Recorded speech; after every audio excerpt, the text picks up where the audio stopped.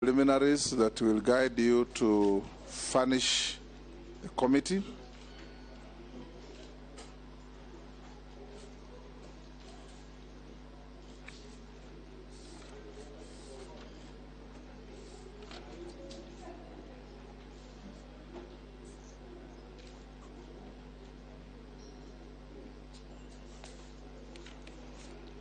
Your tax clearance certificate that you are compliant with tax obligations from KRA.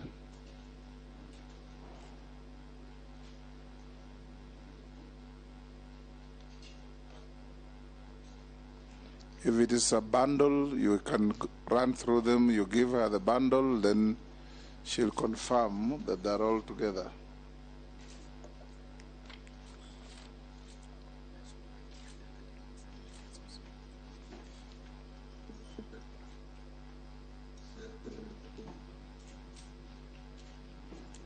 Your national identity card, clearance from Higher Education Loans Board, clearance from ESCC, certificate of good conduct from DCI.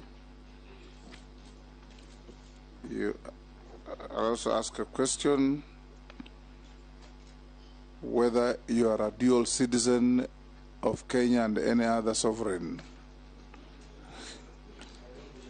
Good morning, Mr. Chairman, the members. Thank you for the opportunity to appear before this committee. I wish to confirm that I am only a citizen of Kenya. Excellent.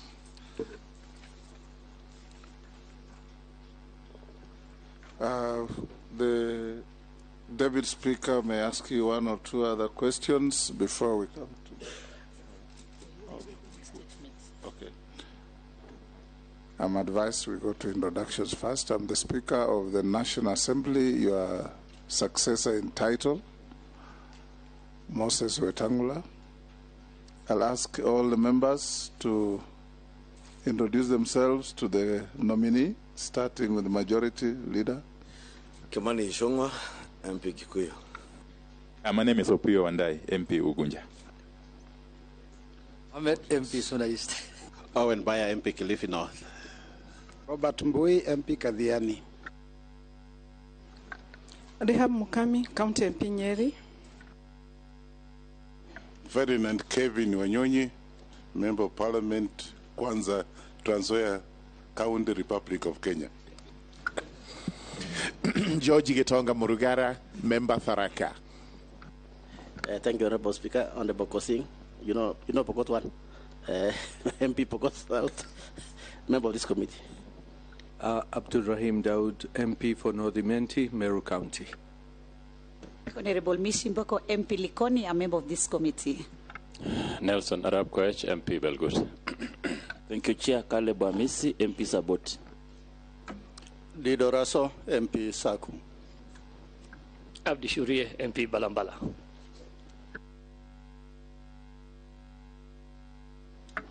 Mary Masse, MP Teso South. Stephen Mule, MP Matungulu, a member of this committee. David Gikaria, Nakuru Town is constituency. Naisula Lesuda, MP Samburu West constituency.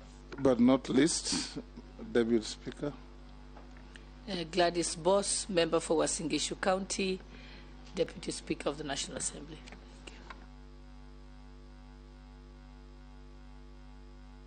I'll invite the clerk to introduce the support team to the committee.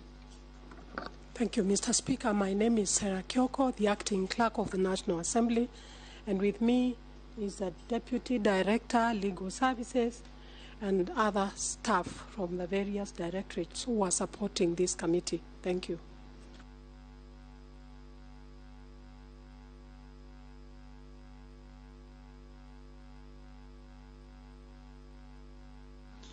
The Honorable Justin Muturi, welcome to the committee. We're going to have a process where the committee will ask you questions. We expect cogent, clear answers. We have asked ourselves as a committee not to engage in parochial issues, but to ask questions pertinent to and relevant to the office to which you have been nominated. So far, we have done very well with the previous nominee. All questions are asked through the Speaker and the Chair, and answers are channeled the same way, so that we limit any altercations between the nominee and the members of the committee. Before we start, we'll give you 5 to 10 minutes to make an opening statement to the committee in a manner you feel necessary. If you don't wish to, you can exercise that option. We are going to limit ourselves to that time, 90 minutes. So the manner in which we ask and answer questions must be within the context of the time available. And we want to encourage you, as a former colleague, to feel free and answer questions freely without fear or favor. So I'll give you the up to 10 minutes opportunity to make any statement you wish to the committee. Thank you, Mr. Chairman, for the opportunity to introduce myself to the members of this committee and to the country. The statement you've requested of me, I suppose, is one about my private life, about when and where I was born. Perhaps it is necessary for the membership to know where it is that I was born and brought up. I was born and brought up in Embu, approximately 66 years ago, in a village called Kanyuambora. Attended some local primary school known by the same name, after which I joined Kangaroo School in Embu for my secondary school education from Form 1 to Form 6. From there, in 1978, I joined the University of Nairobi for a law degree,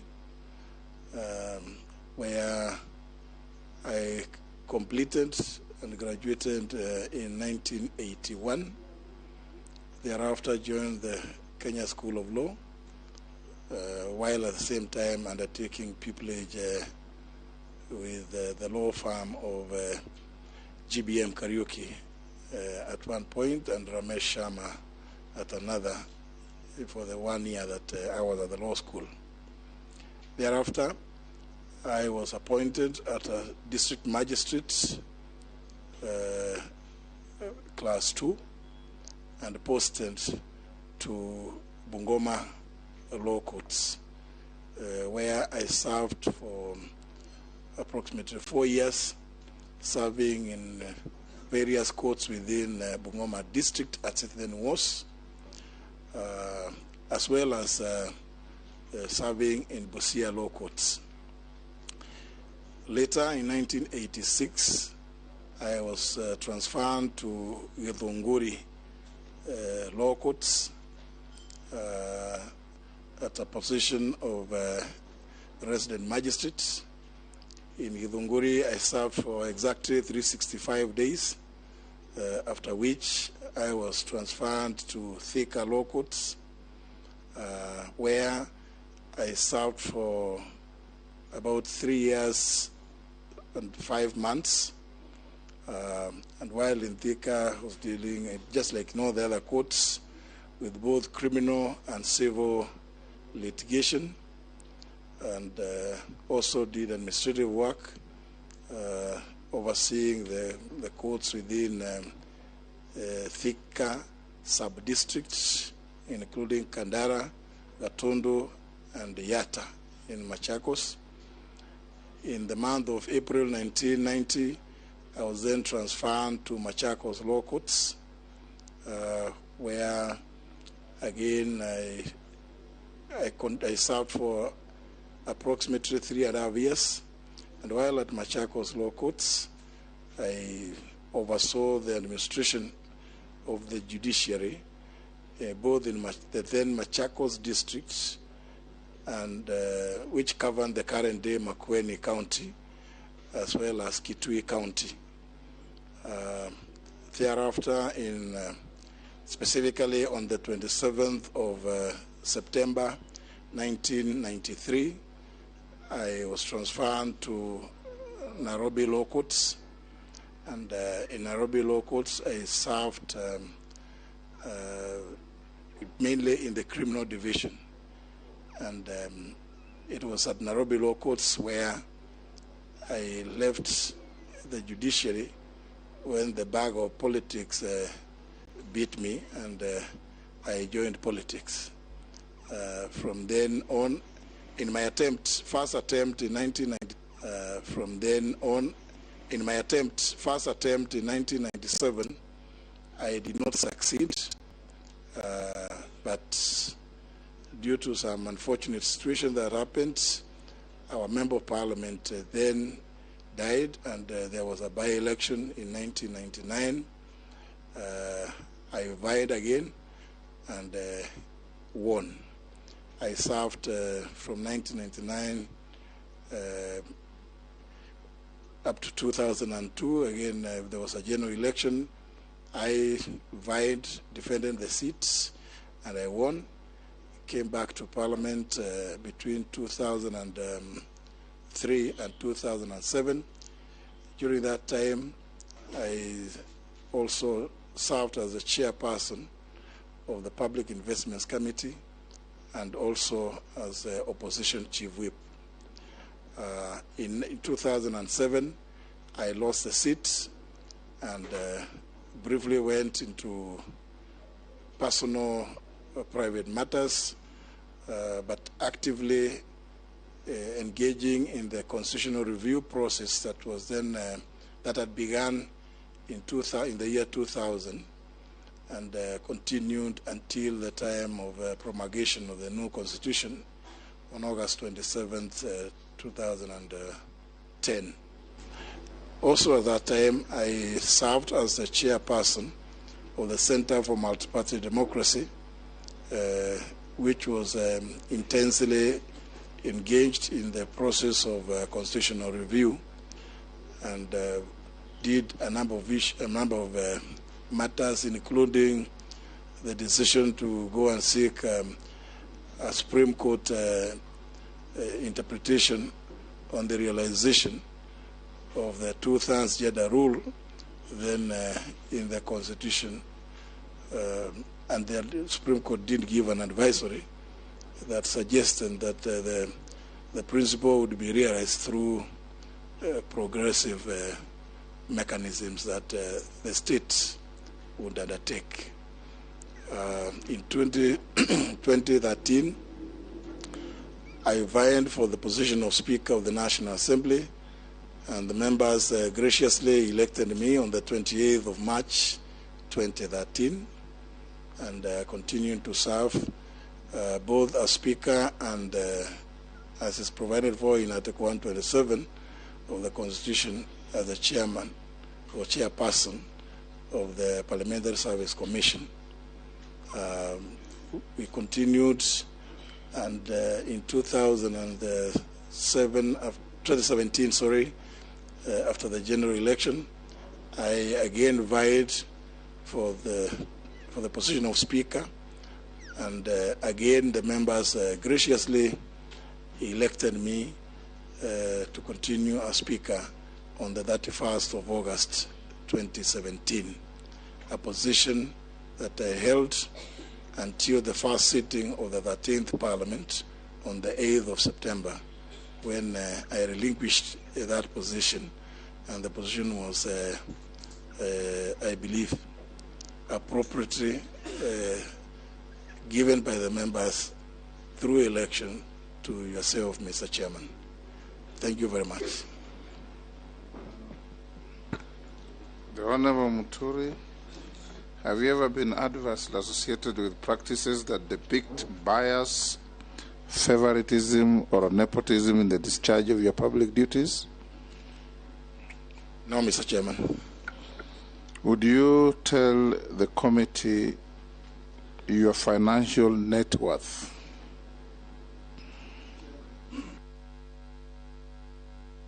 Mr. Chairman, I've been a very modest public servant, and my net worth is currently estimated at just about 700 million.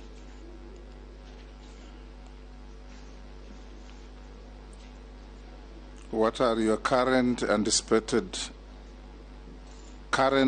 anticipated sources of income? Currently, from my activities as a farmer and through consultancies that I do from time to time, do get occasional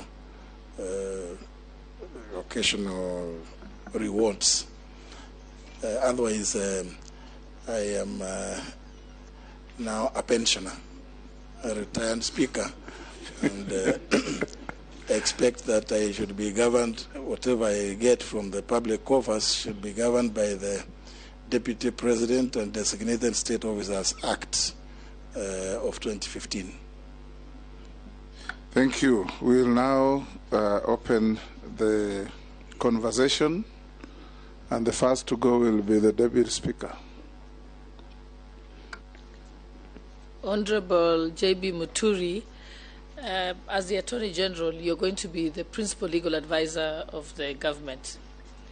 As you know from the past, the Attorney General or the government has lost very many major cases, one of them being the World Duty-Free case, the Kotek mining case, among others. So, and including many other cases against the government, including the President. How will you ensure that you deliver judicial wins for the government, or also ensuring that the government is not in an awkward situation of having flaunted the law and ending up in court? Thank you.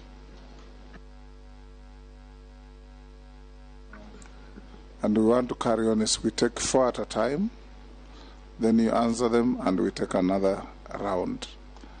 Kimani Chungwa. Thank you, Honorable Speaker. And I'll just carry on from where the Deputy Speaker began from. As the Chief Legal Advisor to Government, Honorable Muturi, you know, under the previous regime, there has what was seemingly an abuse of the justice system for political reasons.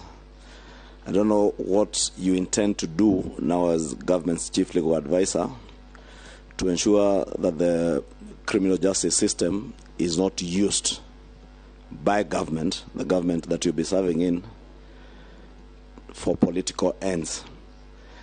Two, in relation to what the Honorable Shalai has asked you, it's indeed true that government has lost a number of cases in court, and tied to that is a question of pending bills.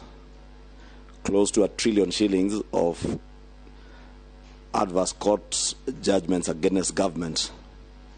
What will be your immediate dues in terms of probably being able to renegotiate or negotiate with other litigants against government to help government to bring down this huge cost of pending bills in terms of court judgments?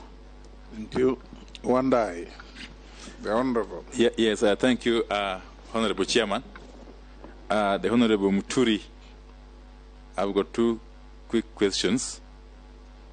One, it is a matter of public notoriety that while serving in Nairobi station, you were once charged with a criminal offense, even though we know you were eventually acquitted. Perhaps what would interest us as a committee is, firstly, the prosecution did appeal the acquittal. We are not too sure what became of the appeal, if you could perhaps enlighten us. But secondly, could you also let us understand whether you went through the Ringera vetting of 203, and if you did so, why were you not reinstated to the judiciary? 2, you know, the progressive forces have over the years fought very, very consistently towards widening the democratic space. And this struggle has cost people a lot of things, including lives. As if this committee or the House eventually confirms you to this position that you've been nominated, you will be the principal advisor to the government. And some of the areas or the issues you'll be advising the government on include matters of human rights, democracy, and so on and so forth. I have noted that you've been adversely mentioned in a book which I've just finished reading. That is Stronger Than Faith, My Journey in the Quest for Justice in Repressive Kenya, by one Udwor Ongwen. In this book, it's alleged that you betrayed the cause of the struggle for positive change within the university by, among others, university students in the early 80s. And as you know, political socialization it becomes more effective at the formative stages in life, especially at the university stage when you are a student. Could it be that you still hold those beliefs that could have informed your taking of contrary position to the popular position then by the university students? Which views could actually impact on your role as a chief advisor, legal advisor to the government? If I confirm, thank you. Robert Mbui. Yeah, thank you, Speaker. I would like to ask the nominee, having been Speaker and now being proposed for the position of Chief Advisor, Legal Advisor to the government, do you believe that a Member of Parliament elected in a party or a coalition should be able to defect from that position without seeking the mandate of the public that voted them in? Is the member's political rights maybe superior to the voter? And the second one is, what is your legal position on the charges that have been dropped against nominees to the CS position this time round by the DPP, and those also that have been proposed to other executive offices? Thank you. Honorable Muturi, you can answer those questions in succession, then we'll take another round. Very well. Thank you, Mr. Chairman. Mr.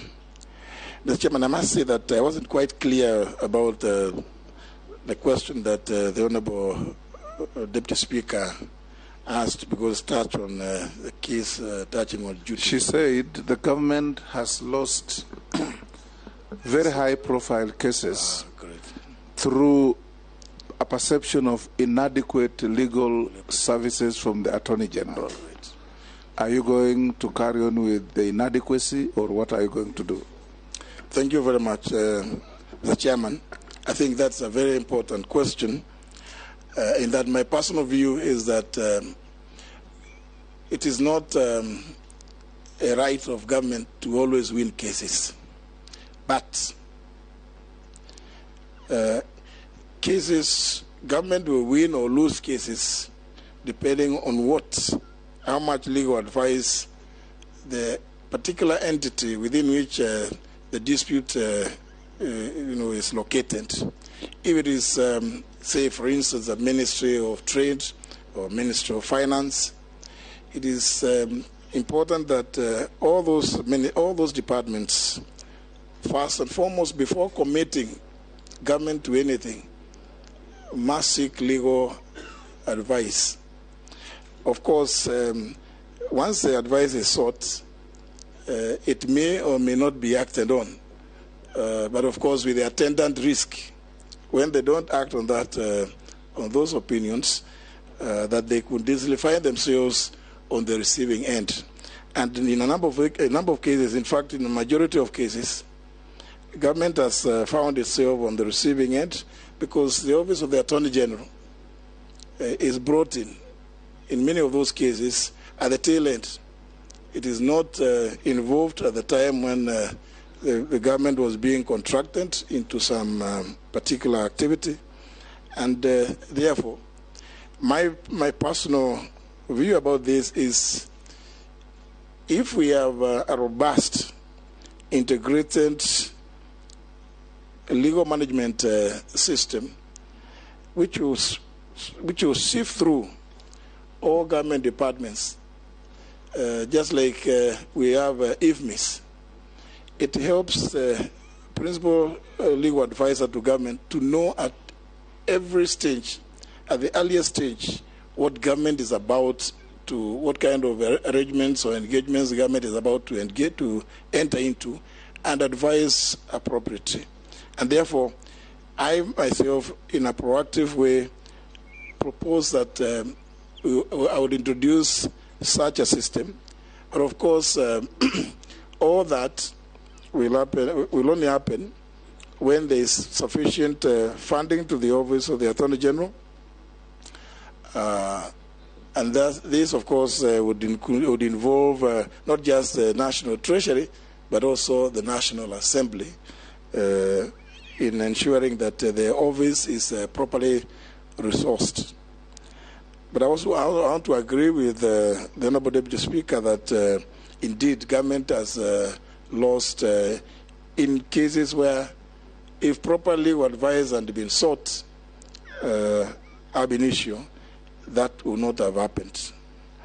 And I think tying to that is the issue raised by the Honourable Ichung'wa, the Majority Leader, about the abuse of the justice system. But mainly the issue of those lost cases. The lost cases, I think I would myself want to deal with it as a matter that is now over and will not be resuscitating. But it is important that we appreciate that government, just like ordinary citizens, appear before courts as litigants, and should expect that in an adversarial system such as ours, they could either win or lose. But at all times, government should first receive the best available legal advice, especially before contracting. Some of the cases, some of the other smaller cases that government has actually lost has been, in my view, out of negligence, because many of them are either not adequately defended, and some not at all defended, and we find judgments being entered against government on account of either inadequate personnel or inadequate preparation by those charged with defending government positions in court. With regard to the question of abuse of the justice system, yes, so the maybe Honorable JB did not get my question. Maybe I could paraphrase it. My question was, and truly what you are saying is true, that some of the cases could have been lost by government because of negligence by officers in the state law office in not defending government properly. And therefore government has been surcharged, or rather as judgments against it that amount to amounts, some that are obscene for some cases. And cumulatively, if you look at all those judgments, I think they're moving close to 1 trillion shillings. And my question was specific, as AG now, knowing, as you say here, there might have been negligence by state law officers in defending government, what do you intend to do? Because we cannot subject the Kenyan people, Kenyan taxpayers, to pay those huge bills out of the negligence of officers in the state law office. So what do you intend to do if you are approved as the AG to make sure that you save on taxpayers' money, not even government money, on those judgments? That was a specific question. I wanted to hear what your intention. No, on those judgments, if they have been finalized, there is nothing that the Attorney General will do, save to advise that the government settles those that have been finalized. Those that have not been concluded, of course, the Attorney General will take up the matter and apply the best foot forward in ensuring that government gets the very best out of them. But I'm saying moving forward, not the historical ones, going forward, I think there is need for all government ministries and departments to ensure that they involve the Office of the Attorney General, especially before entering into commercial contracts, because some of them are entered into. The brief that I have is that some of them come to the Office of the Attorney General, and the Attorney General's office looks through them and begins asking, why did you enter into this kind of arrangement? It is obvious that you are going to find yourselves in a mess. Some of them, like the construction case, contracts, you find that maybe some functionary in a ministry may not have been happy about somebody who was awarded the contract, and feel because they come, pushing their way forward and say, terminate this. Obviously, with the consequences that the party that is aggrieved will go to court, and chances are very high in those kind of situations that government will lose. So that's why I'm saying, going forward, it is important that we have a policy understanding that the constitutional mandate of the Office of the Attorney General to be the principal legal advisor is taken seriously by all government ministries and departments, so that we are able to avoid some of these losses that impact on even our economic performance. Of course, with regard to the criminal abuse of the criminal justice system, it's only fair that everybody appreciates that even though the Attorney General coordinates some of the activities within the criminal justice system, criminal prosecutions are undertaken by the DPP. And as you know, in the performance of his functions under Article 157, he is not under the direction or control of any person or authority. But I think working collaboratively, it is fair that in a democratic country, we need to appreciate that people may hold differing opinions from even you as a member of parliament, or even you, the Attorney General, but that does not in itself entitle the party that feels that they have weight and power to use the criminal justice system. It is just a matter of discussions and agreeing with people that going forward as a country, let us embrace the divergence of opinions, and it's not a crime. On the pending bills, Honorable Ishongwa, the report I have is that a task force had been set up which came up with a report indicating that the pending legal bills arising out of court judgments currently stand at about 151 billion. Of course, it is a strain on the exchequer, but unfortunately, ministries do not budget, or they don't provide for these debts. Yet there are debts which must be settled. Some of them, the smaller ones, which is really the more pitiful situation. You may find that some judgments have been entered against government. Maybe some government driver went and knocked somebody, some citizen somewhere. They went to court, got judgment, and for well over a decade, they have not benefited from those judgments. It's really an unfortunate situation that, in my opinion, should not happen. But I would be advising that they make provision. But of course, the Honorable Ishongwa, having been the chair of the Budget and Appropriations Committee, is aware that some of these matters, when they appear before the committee, they don't look very urgent. But I think I would be appealing to Parliament, particularly the National Assembly, to look into some of these matters favorably. The Honorable Opio Wandai the minority leader and member for Ugunja, raised the issue of the criminal case that was filed against me. I just wish to inform the committee that, through you, Mr. Chairman, that that case was dismissed at no case to answer. In fact, in the judgment, it was described as one built on quicksand. The Attorney General's office, which was, and it's unfortunate, I didn't want to go to this, but I must say it to clear there.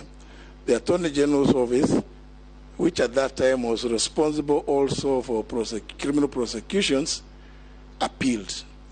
And it's no, I was not surprised that they were appealing, because the case actually originated from them. They knew what it is that were pursuing against me. But again, the appeal was dismissed by the late Honorable Justice Oguk. So nothing really came of it. Vetting by Justice Rengera, it was something which was famously known as radical surgery or surgery by radicals. Unfortunately, when that surgery was happening, I was a happy member for Siakago constituency in 2003. And you needed to come to Bunge to deal with us differently. So I did not have to be taken to him. The Honorable Opi Wandai, Mr. Chairman, also raised a very pertinent issue about the issues of human rights and democracy.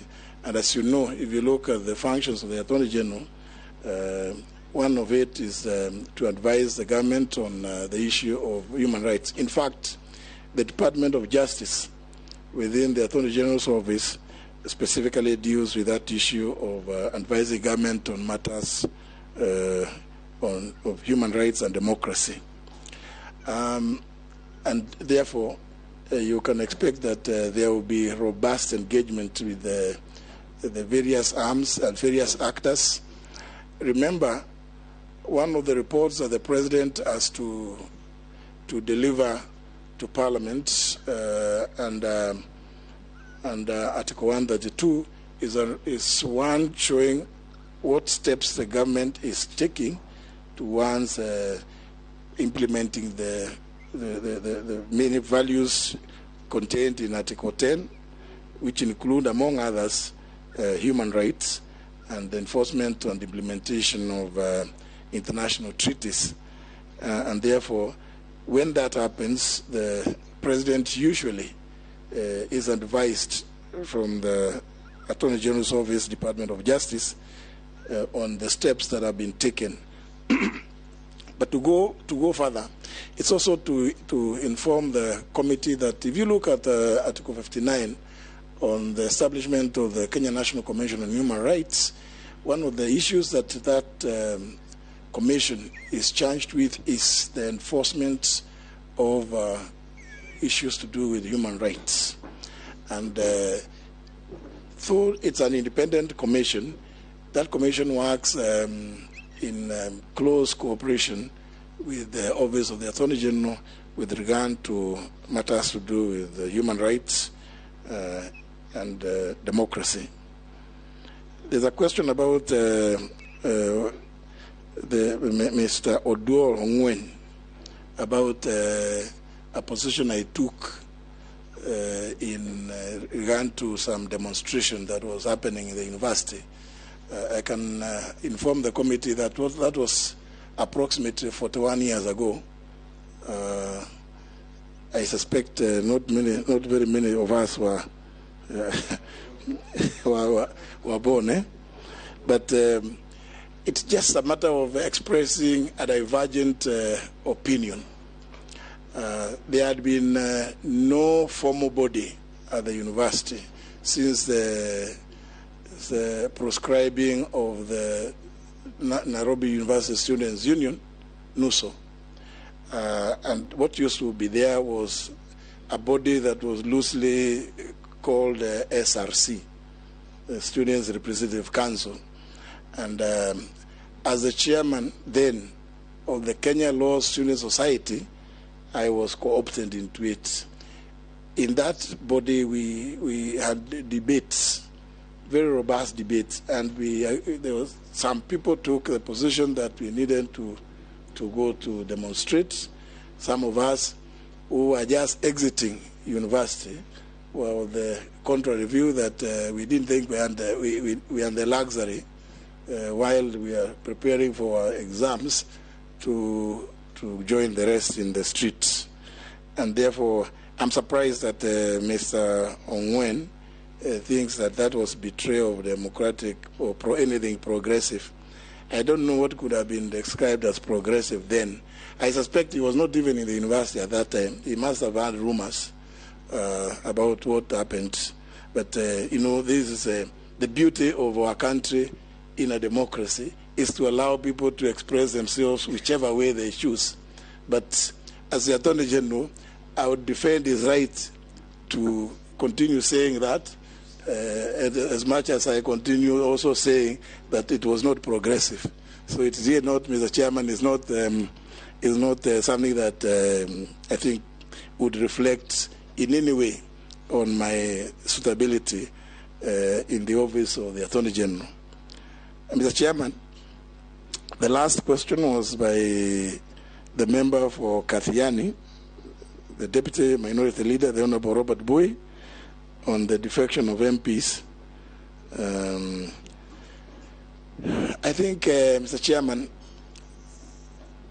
when you go to Articles 36 and 38 of the Constitution, it becomes quite clear that every person, every adult person is entitled to those rights. And I think we need to appreciate that our Bill of Rights is one of the most progressive and robust in the world. And it is no wonder that given the history, the political history of this country, before the promulgation of the current constitution, we Kenyans felt that there was need to place almost everything without exception in the Bill of Rights. It's actually the longest chapter with a total of 41 articles. So everybody has a right to form and be in a political formation. When that person decides that they no longer want to be in a particular formation, I cannot myself be persuaded to say that they cannot. Of course, the attendant issue that goes with that one is the party, the political party, would then be at liberty using its internal processes to discipline any member that it feels has in any way injured its position, not just in Parliament, but anywhere. Remember, when we did the Political Parties Act, Mr. Chairman, we went to great lengths to provide even for disciplinary mechanisms that a political party should follow in dealing with its members whom it may deem errant. And, of course, going on to even provide in Article 103 what should happen in the event that the member is a member of Parliament.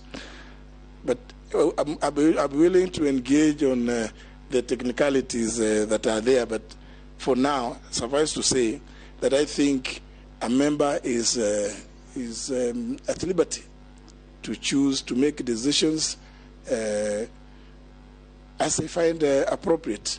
And if the party to which they belong feels aggrieved, then the party can proceed to take necessary disciplinary action. The Honorable Robert Bui, Mr. Chairman, finally asked a question about my view on the dropped charges. I think I'll express myself in general terms because, again, that is the domain of the DPP, even though as the AG chairs the National Steering Committee on Anti-Corruption, which brings together many bodies, including the DPP. But again, since the reasons that informed the DPP were not made public, it would be, I think, premature to start ascribing particular positions on those dropped charges. Safe to say, if you look at Article 157, and I'm sorry, Mr. Chairman, because this again goes to the powers of the DPP. The DPP is empowered in Article 157, clauses 6 and 7, to commence, take over, and drop any criminal charges, except any that are not before a court martial. Yeah, and therefore, the DPP is best placed to respond to this, because the reasons are only known to him. Yes, the Honourable Junet. Chair, I didn't want to interrupt the nominee, but also the Constitution says that, I wanted to remind, because we're in a public forum, that the DPP must give reasons for withdrawal to the court, not just to drop them like that. 88. 157.8.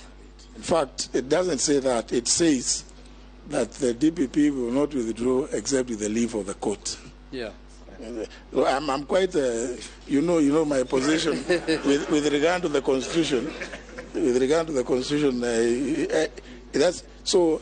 We wait for the courts. No, Mr. Speaker. Here it says. Let me read from the Constitution. The director of the public prosecution may not discontinue a prosecution without the permission of the court. It's the same thing. Yeah. It's the same thing. Exactly, Mr. Chairman. The leave of the court, that's the permission. And leave are used in Mr. Chairman, it's yes. Mr. Chairman, I think we are saying the same thing. Yes, it is the same thing with the honourable member, yeah. But again, because we don't know whether the courts have given permission, so again, it may be incoherent for us to start saying this and this has happened, because the courts before whom the DPP is making the application will ask for the reasons. And maybe if the courts are not satisfied, the court is not satisfied, it might refuse. But remember again, that same, you go slightly above there in clause 7, if the withdrawal comes after the DPP has closed his case, it's a result in the acquittal of the accused person, and that would have some bearing on. Then of course, and these are some of the things that I was saying earlier on. Remember, this is even you, honourable member, may be taken to court, and if the reasons for which you have been taken there are not justifiable, you also have a right after that acquittal to even sue the government. So again, the matter will find itself with the Attorney General, because now that will be civil, and that's why I was saying, we must work, in a collaborative way with all these agencies and ministries. Thank you, Mr. Chairman.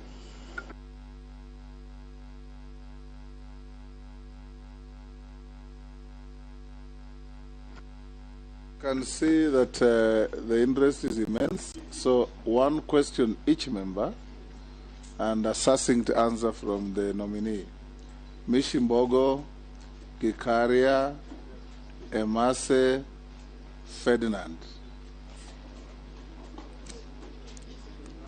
Second round, I'll come to you. Thank you, Chair. Yeah, Yeah. Thank you, Chair. In the perspective of the litigation against the government, which attract huge monetary claims, and this is being made from the ministry, from the department, and maybe government agencies. The reason has been sometimes we fail to effectively negotiate on financing agreements. And I'm citing on one project, the SGR projects. last parliament, the report from the PAC stated that certain ministry ignored some advice from the Attorney General on the issue of the SGR. And today there is a lot of conflict, there are a lot of challenges in terms of how are we going to finance the agreement between Kenya and the Exim Bank of China. So my question is, how are you going to do it differently in case of a scenario where you have given a certain advice, but then it is rejected or rather ignored by a certain ministry, whether a department or an agency of the government? Because we need to do things differently to ensure that there is value of the public funds in terms of public investment projects. Thank you, Mr. Speaker. Karia. Thank you, Chair. Honorable. Pengine niseme pongezi kwa ndugu yangu Bwana Muturi na niulize katika nchi yetu ya Kenya, Wakenya wengi hawapati nafasi. Actually watu wengi wanafungwa kwa sababu ya kukosa usaidizi wa mawakili, na wengi hawana hela za kuweza kulipia gharama ya mawakili ama mambo mengine. Hawa Wakenya sana sana huwa kwa sababu hawana nafasi hiyo ya kuweza kushika wakili aweze kuwatetea katika kesi zao, wanajipata wanafungwa, na wengine pengine hata wana hatia, ama wengine wanapatiwa mawaidha mabaya kwenda kukubali kesi ambayo inamweka ndani. Na nasema hivi kwa sababu najua kuna kijana amefungwa miaka 5 kwa kwenda kuvua samaki tu pale Lake Nakuru. Sababu aliambiwa kubali na amefungwa, sasa hayuko. Kama angepata legal advice, ofisi yako iko na hiyo nafasi ya kuweza kupeana. Pengine Wakenya wataweza kujua kwa njia gani wale wamefungwa that kuna usaidizi kutoka kwa ofisi yako, ndio wale mahasla ambao wanashikwa kwa sababu ya sheria ambazo hawajui wanaweza kupata usaidizi kutoka kwa ofisi yako. Asante. Thank you, Mr. Speaker. Thank you, Mr. Speaker. I want to draw my question from the nominee's resume. I noticed that you've been a member of the African Parliamentarians Against Corruption. You're also a member of the Global Organization of Parliamentarians Against Corruption.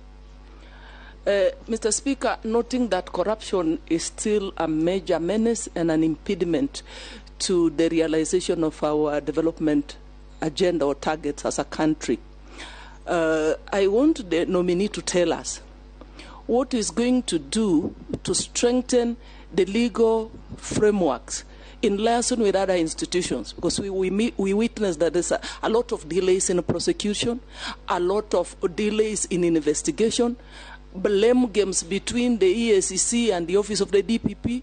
So what are you planning to do in order to address these issues to make sure that there is justice? Justice is not delayed and Kenyans get justice, and corruption cases are addressed efficiently and effectively. Thank you.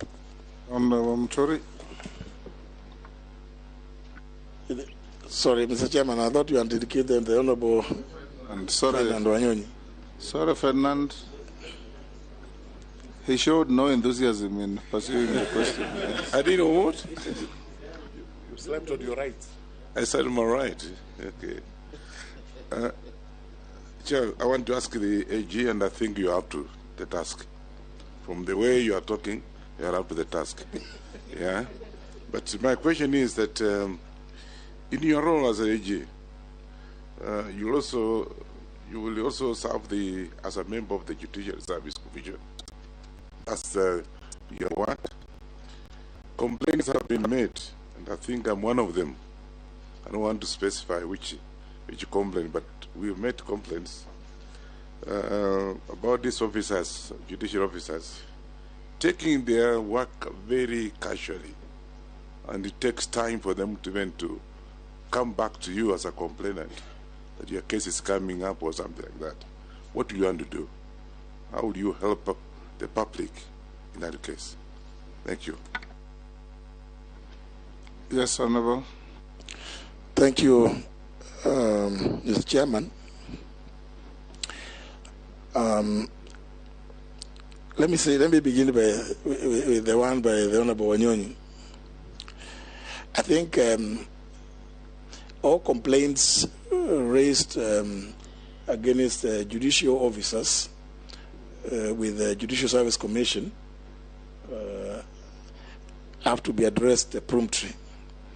But I think there may be some need for public awareness, because I think we still have a large segment of our society that is not really quite aware of the functions of the judiciary.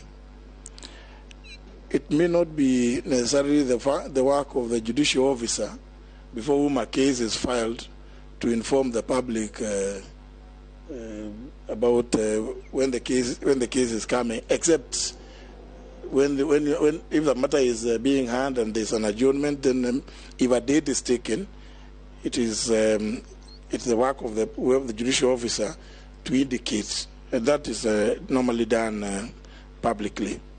But I think given the situation of COVID and how the judiciary has adjusted, we may perhaps have to think of introducing, Mr. Chairman, other methods, not just the internet, but other methods through which people in whatever part of the country are able to access the cost lists in courts to know when the matters will be coming up either for hearing or for mention. And some of these terminologies, sometimes my view is that at the Judicial Service Commission, at a policy level, we should be able to advise that let's explain to the public when you say a mention, because I've seen a situation whereby a case is listed for mention and a litigant is ferrying witnesses because they don't know whether is mentioned hearing, is the case going to be tried, things like those. I think it calls for more robust awareness creation by the judiciary itself. But let's also appreciate this system which we introduced of court users association, as when it is fully implemented, it's going to help a great deal in enlightening members of the public and litigants in particular about the court processes. Where a person is seen to be just lazy, then appropriate disciplinary action should be taken by the JSC. The member for Testo South, Mr. Chairman, the Honorable Mary Amase, raised the issue of matters to do with corruption. Whereas I take it that in most cases we see these matters only with respect to criminal prosecutions. Indeed, I want to agree with you. Some of these corrupt matters, cases, are within the civil section of the judiciary, because some of those contracts, sometimes you find that they are tainted with aspects of corruption. And for me, I think public information is the way to go. And I'm happy, Mr. Chairman, that indeed the President is leading from the front and has put everybody on notice, particularly public servants, that if you have a long hand, you are unlikely to survive in his government. So public information and public awareness is important. And as you know, these bodies, both APNAC and GOPAC, really, they act as bodies that create awareness, but within the parliamentary setting, within African Parliamentarians Network Against Corruption, and at a global level, again, is a global organization of parliamentarians against corruption, so that they act as bodies that help to create awareness within the setting of parliaments, both in the continent and the world over. The Honorable Gekaria raised the issue of hustlers who don't understand about who are not aware that there is legal aid. And legal aid is one of the functions of the Office of the Attorney General, I must say. And my view is that that is an aspect that the Office of the Attorney General should take seriously, given that the majority of our people hardly know or understand some of those processes, judicial processes. Indeed, it is against the Constitution.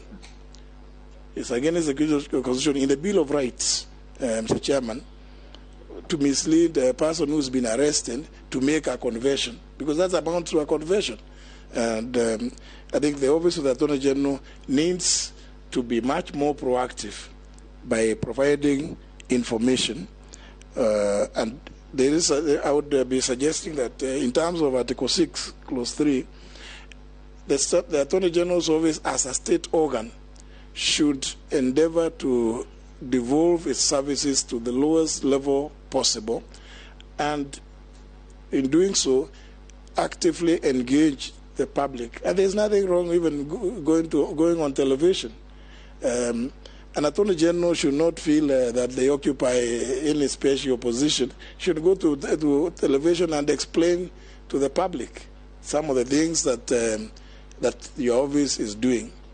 But on a more positive note, Mr. Chairman, I'm happy that His Excellency the President has indicated, and I hope honourable members will take this positively, that cabinet secretaries, including the Attorney General, will now get an opportunity to appear before the floor of the House to explain some of these functions where there is need and whenever Parliament desires to get that kind of information. And I myself, as you know, I have been the greatest proponent of that process where, government functions and policies should be explained to the people's representatives on the plenary of the House, because that way you end up creating greater awareness than you could possibly even do through television appearances. Honourable Chairman, in response to the Honourable Gikaria's question, that's what I would say. Again, more and more robust engagement with the public. Finally, Honourable Chairman, the issue raised by the Honourable Mishi Boko is a very serious one, because I know for the last almost 8 years, this is a matter that has, exercised the minds of, the legislature particularly, and various committees of the House. But I think if we implemented an integrated management system, legal management system of the magnitude of IFMIS, it means that anything happening in the smallest unit of government will have a way of getting to the Attorney General up initio before action is taken, to avoid, and if indeed Parliament were to help the Attorney General's office to achieve this, it would be an extremely important achievement, because one, we will be in a way able to tame some of those underhand dealings that happen in ministries, and only later to end up in courts, government being sued, and in situations like the one the Honourable Mishi raised, threats being made by outside bodies. Thank you, Mr. Chairman. Owen Bayer.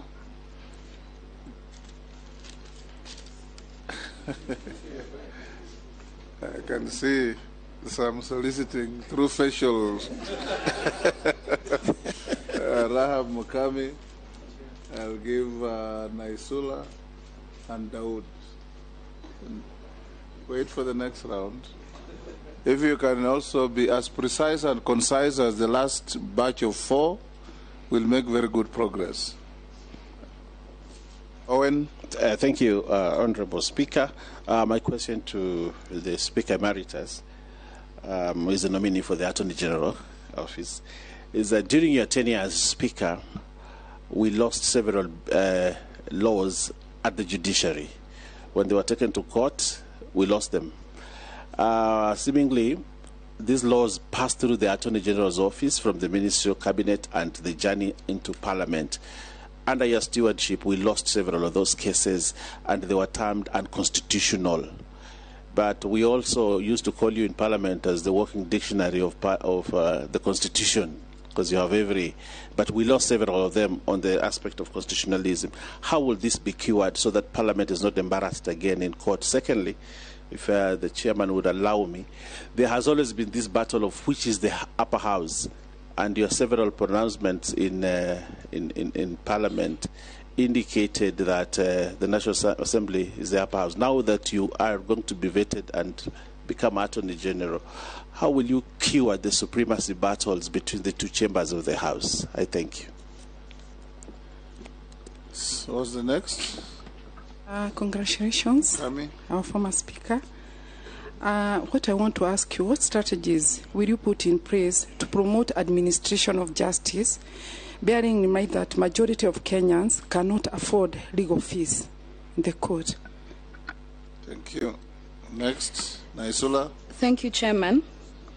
To the nominee, former Chief Justice David Maraga is quoted having said that the government cannot demand of its citizens the obedience of the law if those in authority were disobeying court orders with abandon. As a departure from past practice, the Kenya Kwanza administration pledged to obey all court orders. The other day, the Public Service Commission advertised for the Chief Administrative Secretary jobs. LSK is already in possession of orders, but the PAC in its latest statement was categorical that the recruitment process will continue uninterrupted. There are indications that the current administration is keen to retain the positions so pre-election agreements can be honored through appointments. As the AG, what is your position on this matter, and especially on ensuring the rule of law is followed throughout and not only when it suits the government or the executive? Thank you. Thank you, Chair. Chair, I'd like to ask, first of all, congratulate our Emeritus Speaker on being nominee for AG. I would want to know, how are you going?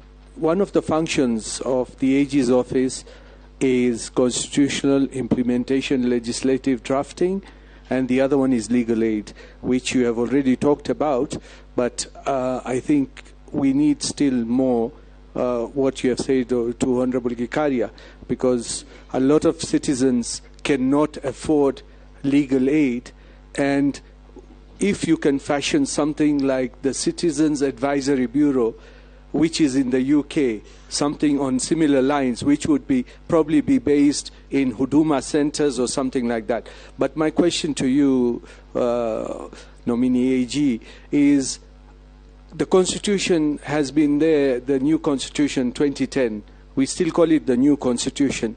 There are many laws which have not been implemented to date, have not been enacted, or they are not being followed up. So you as the AG, what will you do to put into effect all the laws which are in the 2010? Because I remember I was in the CIOC and we left many laws which have not to date been implemented. So as the AG, how do you take that? And about the pro bono services, because this is a hustler's government. So we need pro bono services for the hustlers because they cannot afford it. The rich can afford their lawyers, and not just for criminal cases, even civil cases, because there are land cases which are there. People are being moved out of their lands and they cannot afford it. And the rich get away with those atrocities. So how are you going to assist them? Thank you. Attorney General nominee. Thank you, Mr. Chairman. And starting from the question raised by the Honorable Wandbaya, first of all, on the issue of upper or lower house, I want to say that my experience is that this is it's neither here nor there. It's a matter that you find in very many jurisdictions where there are two houses. And as you know, even when you are campaigning, there's always one person claiming to be better than the other. But the electorate will always make their decision. The roles of each house, in our case, are clearly provided for, so that the issue of which is upper or which is lower shouldn't even arise. It should be who is performing what role. You look, because both houses are parliament in terms of Article 93. The legislative process is clearly provided for in Article 94. Then the roles, specific roles of each house, provided for in Articles 95 and 96, so that there should be no conflicts. And for me, the issue that was raised about lower or upper house, I think should not even preoccupy us. If anything, I think it is diversionary. And sometimes we should leave it for people to enjoy. It happens actually even in other jurisdictions. If you go to London, you find about the House of Lords. The popular refrain there is that it is the largest regular gathering of retirees. So these things are always there. These are jokes. But when you check how the two houses operate and relate to one another, there is a lot of difference. So because everybody knows their specific area of operation. With regard to laws, let me say that there have been a few laws that have been part of them annulled. But really, the house's function is to make a law. It is the function of the judiciary to interpret. And I think we should not even feel unhappy, because remember, you have played your part. You let the judiciary go and play theirs to do interpretation. The area where there was some little bit of contention was with regard to the application of the provisions of Article 110.3 with regard to, the specific provision is actually quite testing, and I think it's a matter that and I don't want to go into a lot of details because, as you know, there's a matter pending before the Supreme Court, and maybe it would be a bit unfair for me to go into a lot of details. But you just need to look at the specific wording of Article 110, Clause 3, and see it creates there's some gray areas, because it says before any House of Parliament considers any bill, the two speakers of the National Assembly and the Senate shall resolve any question as to whether, one, it's a bill concerning counties, two, if it is, whether it's an ordinary bill or a special bill. So it's a matter that there's been some contention there, because when is a bill considered? Is it when it is published? Is it when it is read for the first time? Or is it when it is coming for second reading during debate? So I think that's a matter that I think it's only fair that we leave that to the judiciary to advise all of us, even though we also have a duty and obligation to interpret the Constitution, but the final arbiter must at all times remain the judiciary. The Honorable Mukami, yes, I agree with you that court fees are quite high, but remember now we are in a free market economy. And I sympathize with the situation whereby many of our people cannot afford the legal fees charged by our lawyers. But also, on the other hand, it is an truism that which we cannot escape, that whatever it is that the Attorney General's office can be given to address this issue, it's only so much. And again, it comes from the National Assembly to decide how much you would want to give to the office of the Attorney General to pay for this. It's a very, very difficult situation, and particularly in civil matters, it will be so difficult to know, because people will differ about this. Maybe somebody wants to divorce and they're saying that they are not able to afford the fees to divorce their wives or their husbands. Now, how is the Attorney General going to come to say, to step in to come and pay fees for them? It's one of those things that it's like the chicken and egg situation. One, it's an issue that we sympathize with, that fees are quite high. But inappropriate public interest litigation, as you all know, courts, there are no fees charged. The Honorable Lesunda, Mr. Chairman, has asked a very interesting question about obedience of court orders. What I know is that there is a pending matter in the Court of Appeal on this issue of that same matter that the Public Service Commission is undertaking. There was obtained, there was a judgment by the High Court in that original matter, but there was an appeal filed, and in that appeal there was some conservatory orders that were issued, which the current administration felt should not be the situation, decided to follow the Constitution, because, you know, Article 132, Clause 4 permits the President to establish any office in the public service and make appointments thereto on the recommendations of the Public Service Commission. The issue which was raised in the earlier case was that there had not been public participation before the establishment of the office of Chief Administrative Secretary. So the current administration felt that they wanted the PSC to involve the public and advise the President. I'm not able at this point to know whether the advice has come from the PSC to the President. But, you know, so I can only comment to the extent that I am aware that, and I think almost everybody here knows that the Public Service Commission advertised for, to the public, for people to send views on the suitability or otherwise of the creation of the office of Chief Administrative Secretary. I believe there have been quite a number of views, representations made to the PSC, the results of which are not, they are not with me. Since I'm merely a nominee, and I'm not supposed to know what it is that happened. And in any event, they were supposed to advise, as per the Constitution, the President.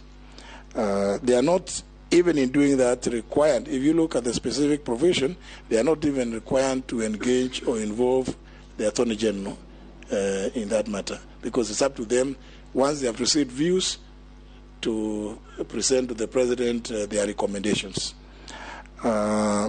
Finally, but therefore, let me just say this.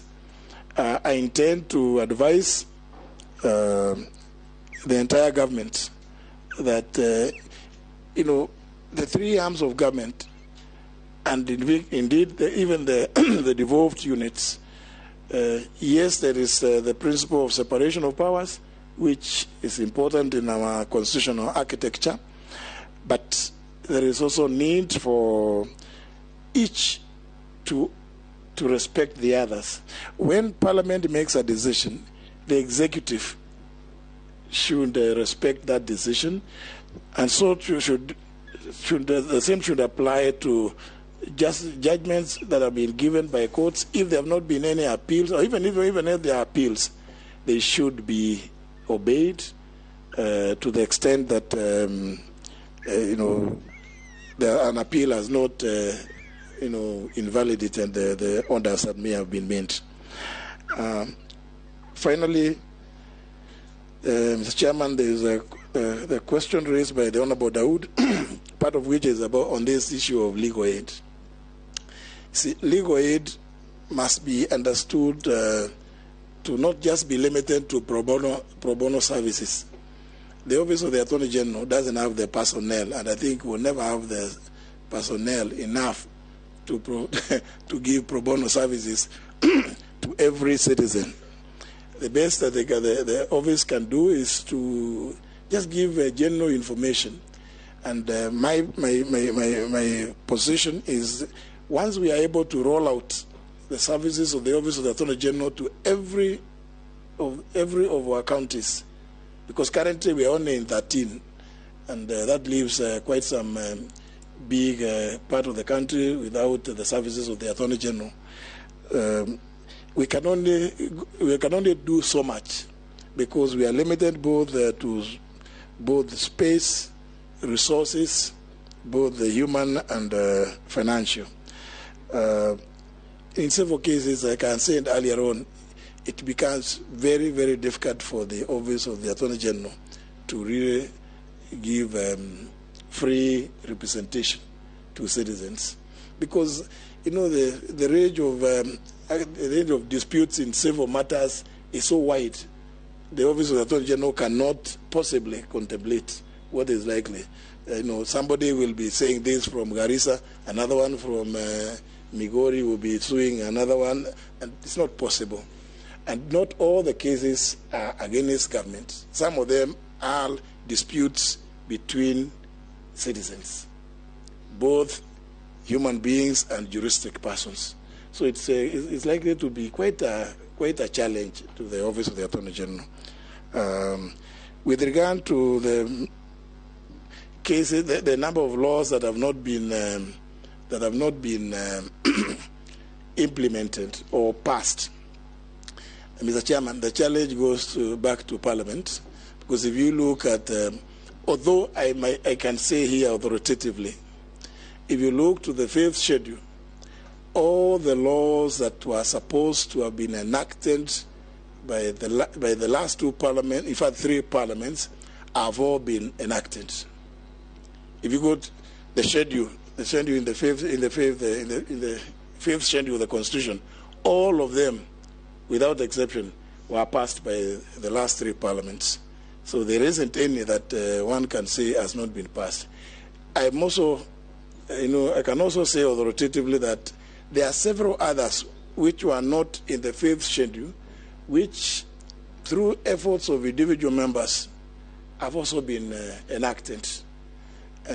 I know that Parliament was supposed to enact legislation to give effect to Article 100, and I'm aware that the last Parliament, I think the National Assembly had already done their bit and referred the bill to the Senate. Well, this is a new Parliament. I think that can be, the matter can be reopened. But I think I would want to enlist the help of the National Assembly in particular in combing through the Constitution and seeing which other areas of our Constitution may require legislative interventions, so that working together we can do it for the benefit of the people of Kenya. Thank you very much, Mr. Chairman. Jonette,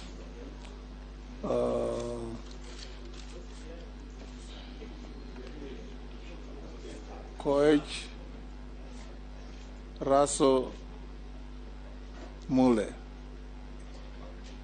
You'll all have an opportunity, don't worry. At one question each. Yeah, thank you. Thank you, Mr. Speaker. Chairman, Honorable Attorney General Nominee, my question is, you have served as the Speaker of the National Assembly for the last 10 years, especially under the new Constitution. You are the first Speaker who came after the new Constitution was promulgated in 2010. So 2013 was the first Parliament to implement. And as you are aware, the biggest problem with following the law, the Constitution, is normally with the executive. And for that matter, they will want to interfere with other institutions and other arms of government, like judiciary and parliament. What is your experience as a Speaker for 10 years? Was there a lot of interference from the executive? And as now somebody is sitting at the Attorney General, what will you advise the government on how they should not interfere or not to deal with other arms of government? And also the issue of how do you intend to make sure the country is run by the rule of law and constitutionalism, that the executive is the one that normally has a problem with the law as I've told you. So how will you make sure that they follow constitutionalism? An example, a point in case, as late as yesterday, is that the Constitution says, and I'm happy that's what the new government wants to implement. They were making the police service to be very independent and making the Attorney General, the AIG, have financial independence and those things. But yesterday, I came across an incident, Article 245. It says that the minister in charge of police can give police orders in terms of policy issues. But no any other person can give the police instructions on what to do. But the president gave them instructions yesterday to disband a unit of the DCI. Is that constitutionalism, Mr. Attorney General?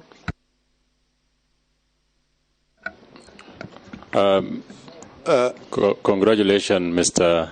Speaker. Yeah, sorry about that. Congratulations, Mr. Speaker, on your appointment as the Attorney General. One is the courts ruled on the CDF, Constitutional Development Fund. Up to now, there has not been disbursement, even emergency. What is your interpretation on the ruling? And going forward, then, what will you, how will you guide the government? Thank you. Thank you very much, Mr. Speaker. Honorable JB, congratulations on your nomination. If the House approves your nomination, you are likely to have worked in the three arms of government, maybe among the few.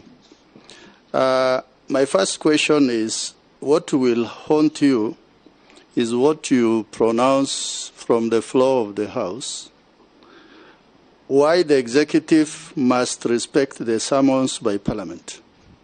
And you kept on saying severally. So that leads me to my question on the issue of extrajudicial killings and the disappearance of Kenyan citizens. This in itself is violation of human rights and the Constitution also. What are we likely to see under your watch as the state legal advisor? Thank you, Chair. Mule. Thank you very much. I want to say congratulations to Honorable Muturi. We have worked closely together on the TB caucus for 10 years. Mine is on two fundamental issues which lies with the Office of the Attorney General. That is the international agreements and the cases which are likely to bear direction from your office as the Attorney General, whereby we look at the case whereby Kenya lost to ICC on the Mediterranean border with Somalia. And I do intend to appeal or advise the government of the day on how best to resolve that dispute instead of going full throttle to claim the good stature. The second one is the issue of Migingo, which lies in that preview of the international borders of Kenya, whereby Migingo has gone silently and we are not aware as Kenyans at the end. And on the agreements, as Attorney General, there are so many agreements which have been sent to the Attorney General. Some of them have not been effected, like the agreement for Qatar for building affordable housing, which has been lying there, and then it elapsed, and we lost almost 5 billion shillings as a country. And also, the agreement between Kenya and Britain regarding the issue of Tuk in Laikipia, which really affects the interests of Kenyans and the interests of our international relationship with Britain. As the Attorney General, and if we approve you, how are you going to deal with these issues which are clearly within your office and advise the government the best way possible? Yes, Honorable Muturi. Thank you. Thank you very much, the Chairman. The Chairman, the Honorable Minority Whip, the Honorable Junaid Mohammed, raised the issue of interference by the executive on the and the issues of the rule of law and constitutionalism. But I think he directed himself, the intention was to ask the last question on the disbursement of the SSU, as I read it. I didn't know that there was such an outfit. But, Mr. Chairman, every government is elected on the basis of some program and policy that it has to formulate when in office. And this government has clearly indicated that they want to get to be involved, particularly with Parliament, when dealing with issues of its policies. And for that reason that there is this request that Parliament allows cabinet secretaries to appear before the floor to respond. And I think this is, again, really just actualizing the provisions of Article 125.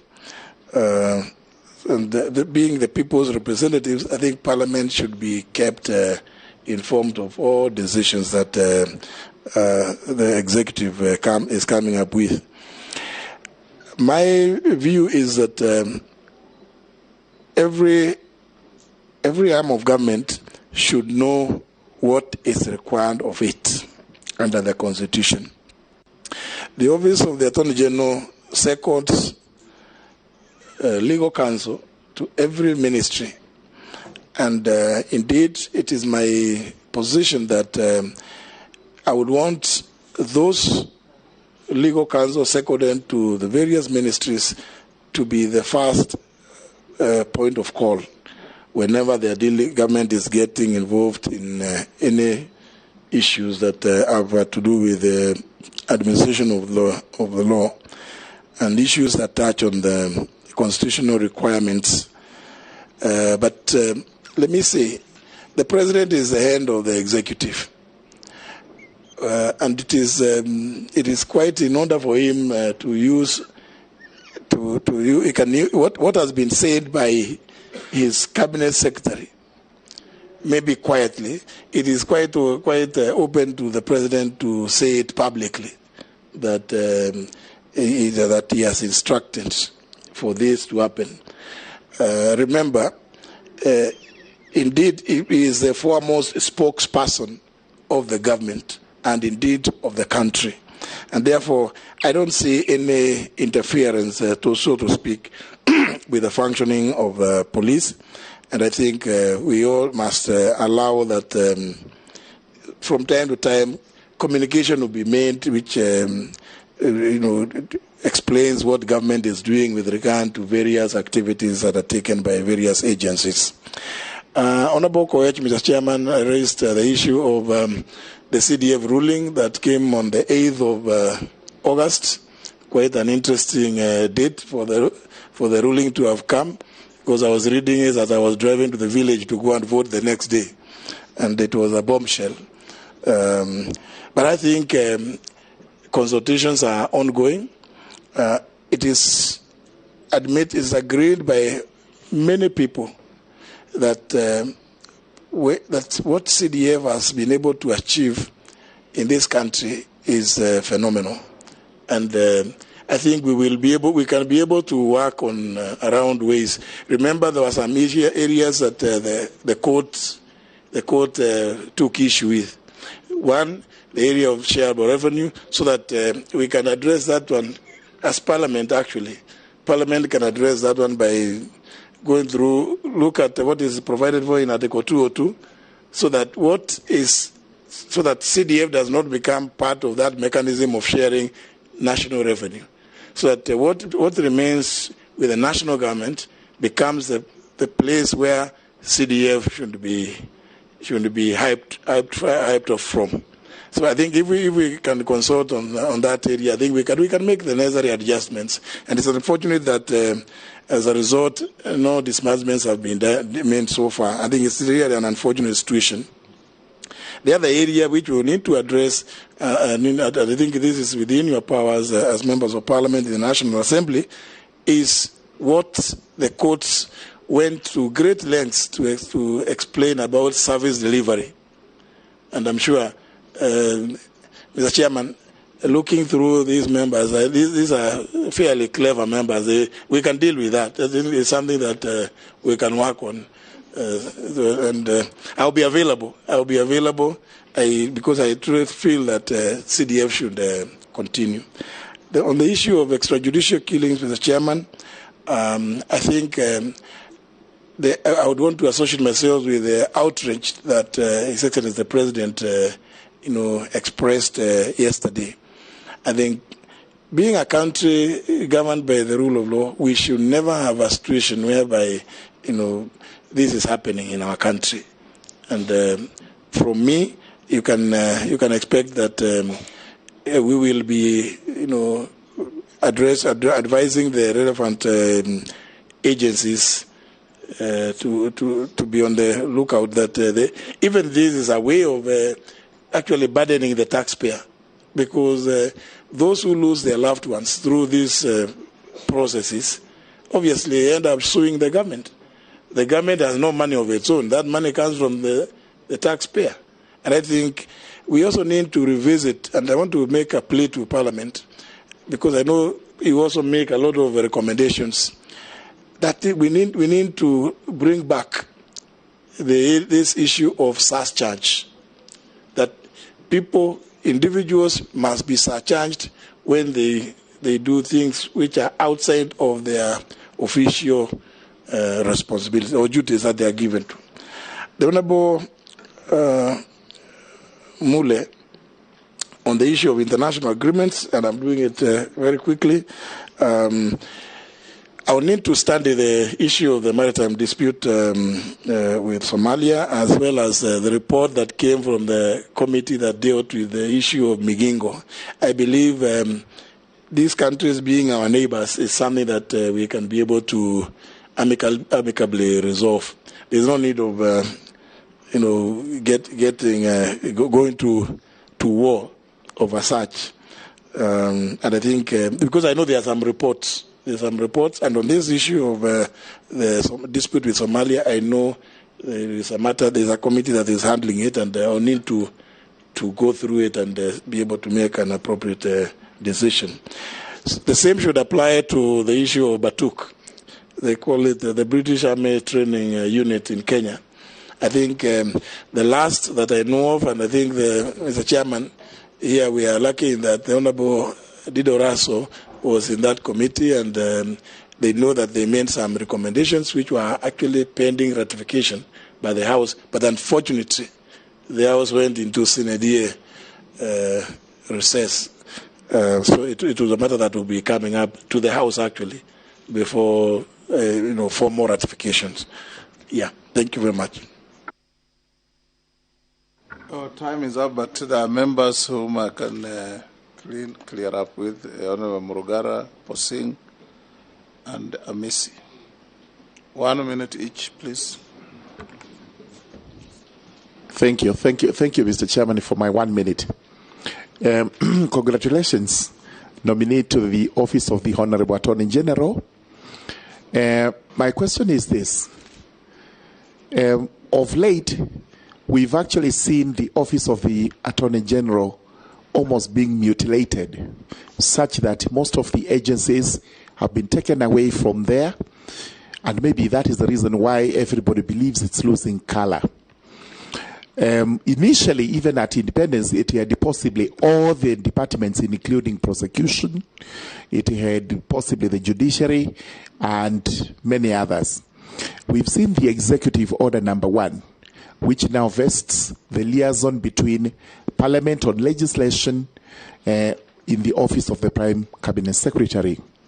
We are also told that soon you'll be losing the Asset Recovery Unit, because they believe it should not be anchored in office, it should actually be with the anti-corruption. My question to you is, are there other areas you think we should be moving by way of legislation to bring back to your office, or even to add to your office, so that that color which is being lost is actually restored and your office goes back to where it used to be? Thank you. Thank you, Chair. Thank you, Chair. Huh? It was okay. It was him and myself, then him. Okay. Yeah. Thank you, Chair, for this great opportunity, and congratulations, Honourable Speaker, for being nominated to the office of the Attorney General. Chair, this is a very fundamental question, the nominee Speaker. It was asked by Honourable Bayer, but indifferently. Chair, you've been the Speaker. There's been this problem between both houses, that is National Assembly and Senate, particularly on summoning of ministers by committees. You find that this committee invites the minister for this question. The next minute you see the same minister is being invited in Senate, even on issues that might not even be necessarily be for counties. And that, Honourable Speaker, is a very, very fundamental question because it affects services to the people of Kenya. And even, Speaker, it becomes even more necessary now that there's a proposal to amend the standing orders to bring ministers into the House. So the question is, will the ministers go to National Assembly, and after leaving National Assembly, they go to Senate? Will there be any work, Honourable Attorney General, that will go on in this country? What will be your able advice? Thank you, Chair. Thank you, Chair. Congratulations, our nominee to that office of the Attorney General. Your predecessor's time, there was a frosty relationship between the executive and the judiciary. You remember the judges were not appointed. Our case, AG refused to continue our case at the International Court of Justice. The parliament dissolution was not obeyed, and many more. In a presidential system where we have the three arms of government, in your view, do you think this is a working system, or what is a lacuna, and how can you be able to cure it at that office? Because you have that advantage of having served in the three arms of government, the judicial when you're magistrate, you've been the head of parliament, now you are going to advise the president. We have heard this constant accusation and counter-accusation against the three arms of government. The executive does not obey the court orders. The judiciary is always annulling laws that are passed by parliament. Parliament is being accused of not funding the judiciary enough as a punishment. So it's always a squabble. How are you able to come in? Because you've had the advantage of serving both of you. We want to see change. In fact, you are the first politician to ever hold that office. Is Kenyans being hopeful in this, in your office, in your new tenure? Yes, nominee. So I see we've run short of time, Mr. Chairman. I'll do very quickly. But, Mr. Chairman, allow me to inform the committee that I may be not the first person to serve in the three arms of government, knowing particularly the chairman himself began in the judiciary and has been in the cabinet. So that's maybe something that not many Kenyans are aware of. Yeah, I may not be the first one, but it's a good point. Let me go to the question by the Honourable Morugara, and it's a serious one. I don't think whether they really would be craving to have the judiciary being brought under the Attorney General. It suffices that the Attorney General is a member of the Judicial Service Commission, and from that position is able to advise on the issue of administration of justice. And also the fact that the Attorney General chairs the National Anti-Corruption Steering Campaign Steering Committee, which brings together the players in the justice sector, all of them. And without having to go to beginning to name all of them, that in itself places the office of the Attorney General in a very unique position to run many of the functions that the AG's office is supposed to be. Law reform. Now, you've just talked about, the Honourable Murugara, Mr. Chairman, spoke about the asset recovery. Asset recovery is an agency that was created just the other day in 2009 when the Proceeds of Crime and Anti-Money Laundering Act was enacted, and its operations placed under the Office of the Attorney General. Indeed, if you look at the Executive Order number 1, it is still there. It is still under the office of the Attorney General. I don't think whether the Attorney General would want now to ask Parliament to bring more, more of this. But as you know, the responsibility to assign implementation of various laws is under the Constitution given to the President. And actually, some of it, like you may recall, when you enacted the Marriage Act the other day, you placed its administration under the office of the Attorney General. Parliament actually did that, which is within its power to do. So I believe that what perhaps we need to do is to bring in policies that bring the office of the Attorney General to its rightful place. And for me, my view, Mr. Chairman, for instance, is that the Attorney General's office, the state law office, should be like a premier law firm. It should be the place where even citizens would feel, inspired to visit to seek legal advice. I believe that kind of position has been eroded over the years, partly because of inadequate funding, and in fact, Mr. Chairman, the recent complaint from the Office of the Attorney General has been that they train state councils, and they end up losing most of them to, most interestingly, Mr. Chairman, to Parliament, to the Judiciary, and to the ODPP. That is a matter that really the Attorney General should be able to address. It cannot be accepted that people will move from the state law office to go and work in the judiciary merely because maybe the remuneration is better or the working conditions there is better, or go to the ODPP. But, honourable members, because I will be making proposals on budgetary allocation, you just need to walk to that place. I have not been there, Mr. Chairman, for a long time. But when I went there, I wondered where it was that I was going to, because it looked like it's a very small place. But it is a place where there is so much that touches on almost every arm of government. Yet it has not received the kind of requisite attention that is necessary to give it pride of place. I will be pleading with members, particularly the National Assembly, to see to it that the other place is elevated, and even to retain qualified and experienced professional staff, and people feel inspired. You should, if you went to look at where they conduct marriages, it's like a small cubicle that nobody would even want to sit there for more than 20 minutes. You feel that you might find the cockroaches around. It's very pathetic. Mr. Chairman, there was a question by the Honourable Kosing, member for Pokot South, on the summoning of CSs. I think there is no conflict, because Article 125 talks of either House of Parliament or its committees can summon any person to appear before it, to give information or evidence. Now, remember the argument, Mr. Chairman, which I have been raising over the years, has been when it says either House of Parliament, where does the House of Parliament sit? It sits in plenary, because there was the issue of committees.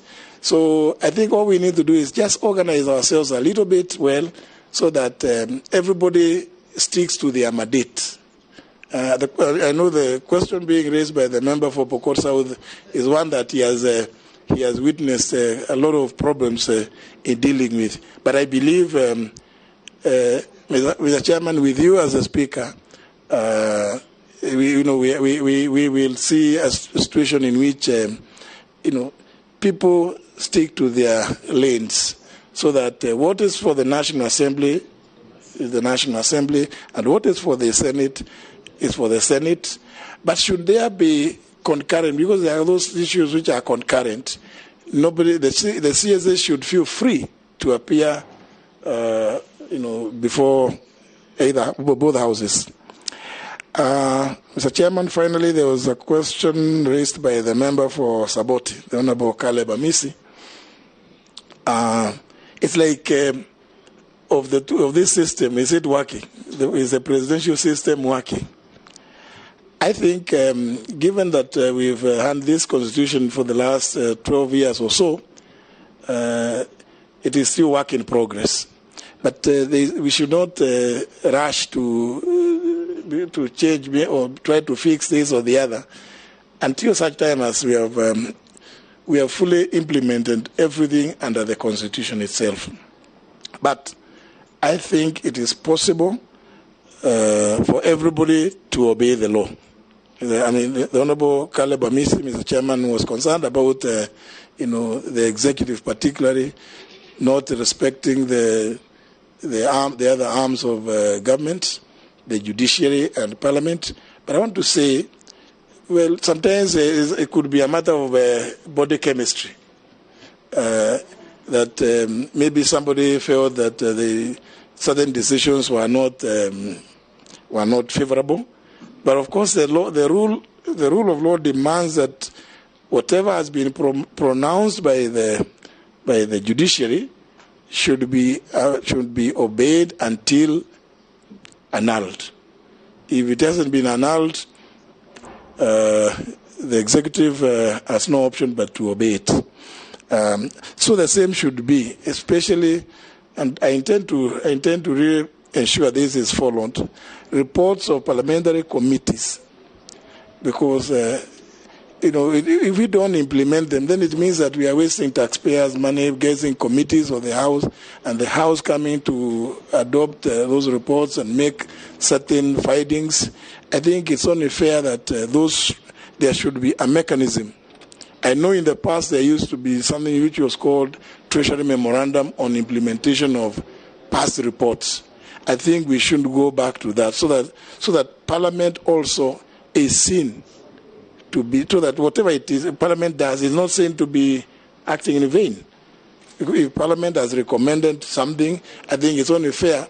If the implementing agency thinks that there are difficulties, they should again appear before Parliament to explain those difficulties or why they are not able to implement what Parliament adopted. Thank you, Mr. Chairman. Thank you, Honorable Muturi. Can I ask you one simple question? You and I have a history of having been magistrates, and when we were, you may recall, at 9 on the dot, you are on your bench. 2 on the dot, you are on your bench, dispensing justice to the public. Today, probably the only institution that keeps time in this country is Parliament. You go to court, your case is set for 9. By 11, there is no appearance of the judicial officer. Sometimes it gets to 1, you are told try at. You don't even come for the case, you try. Try at 3 or 4. And then eventually a clerk comes to announce to you that the judicial officer is unavailable. As a member of the Judicial Service Commission, what is going to be your engagement with the judiciary to ensure that we go back to the old working days and times? Because justice delayed is justice denied. And if you tell a litigant to be at the court at 9, they also budget for their time. That they'll be there at 9 and go to do something else. Then you just come and sit and yawn at the law court from morning to evening and go back home without your case being attended to. Thank you, Mr. Chairman. I think, and you put it correctly, and I'm sure all these members are aware. I think it's only Parliament. It's only Parliament that is known to observe time, particularly in the plenary. Let me emphasize, particularly in the plenary. Mr. Chairman, and my position has always been, which is in the standing orders, that if for one reason or other a committee has not been able to to start 30 minutes after the appointed time, you just disband, you adjourn. In the case of courts, I think it is something that we really must work as a policy, that in fact, being late, and during our time, as you've rightly pointed out, Mr. Chairman, if we were late by even 10 minutes, when you appear, the first thing you said was to apologize to the assembled litigants and counsel, because you always felt it was, you have done something so abominable that you want to apologize to the people in the court. Today, as you rightly said and have observed, that has disappeared. I think Judicial Service Commission should revisit those because these are just standards really. And we talk about backlog of cases. Some of it, the contributor is this non-appearance by judicial officers or lateness. I think there has not been sufficient monitoring of the conduct. In fact, I would call it the conduct of judicial officers when dispensing justice. And that, in a way, has contributed to both, with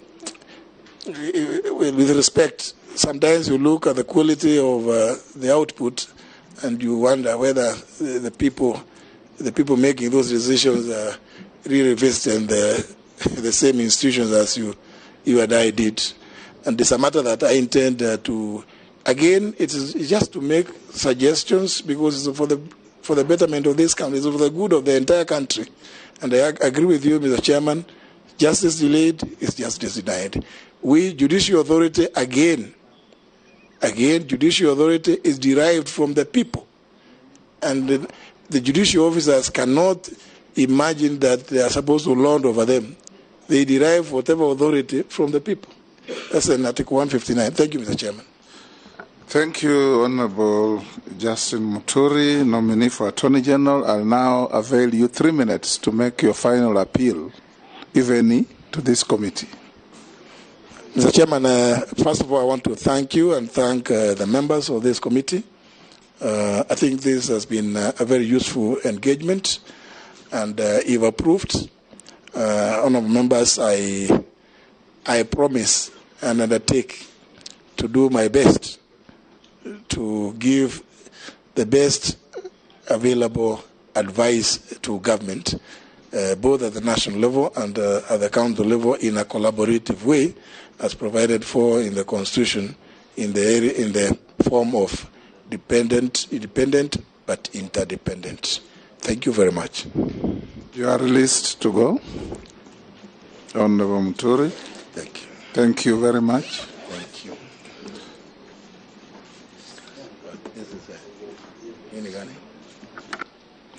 Honorable members, as the nominee exits, we will resume we'll break for lunch for exactly 1 hour. It is now 1 o'clock. We resume at 2 o'clock sharp. Leave your files where they are. The sergeant at arms is instructed to ensure the room is secure and no document of any member is found to be missing when we come back. Thank you. 2 o'clock.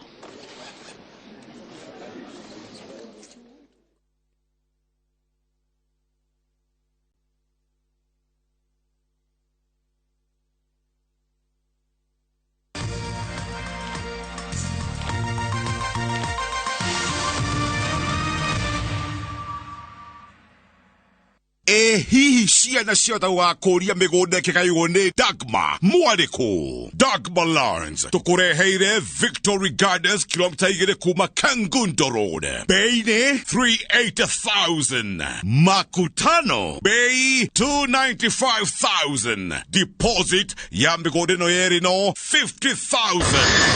Songe Malindi by plane. 50 by 100, bay 100,000, deposit 30,000. Electric fence, Maina Dhitima, Zippo. Title deed ni hapo hapo. Vibone 0740 888 111. Dagmar Lawrence, we promise we deliver.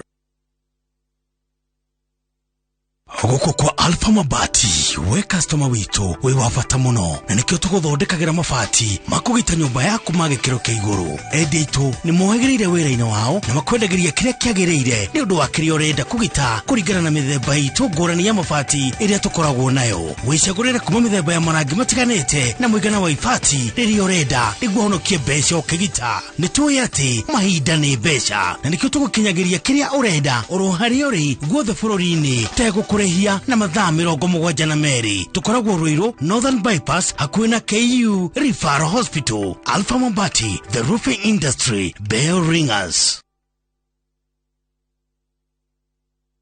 Golden Dreams Land and Properties Limited tuina gatho tugikongwira miaka iri nikio turakunegereria mburi waigithia na ithu project ni cito nicio Malindi Precious Gardens area daika 45 kuma Malindi Town hakuhi na igada cia Shubeta cancelled na Malindi sold na thogora ni ciringi 120 ukabuku na ciringi 35 ukegere mweke wa guthii site visit na ndege kana Matu Shani Gardens daika 15 kuma Matu Town na mita 200 barabara-ini ya Ekalakala Ekatini Road bei ni ciringi 200 maikomi cash kana ciringi 230 tukariha na installment na thogora uyu ni hamwe na title deed. Kuna broti ni omthenya wa Wednesday na Saturday. Tuhurire thimu kwitukira 0718004455. Golden Dreams Land and Properties Limited, your home, your comfort.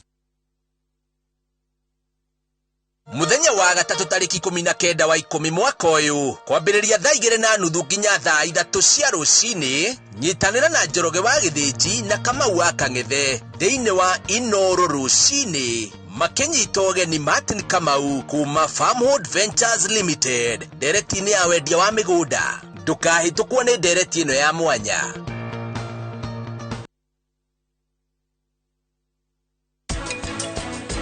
Riria mundu uraigua ena thyroid eye disease no murore one ngumba ndari no maitho make maikarite ugu maumite no ugena thyroid eye disease ona ngumba taumirite na no ugena thyroid eye disease riria ngumba yumirite.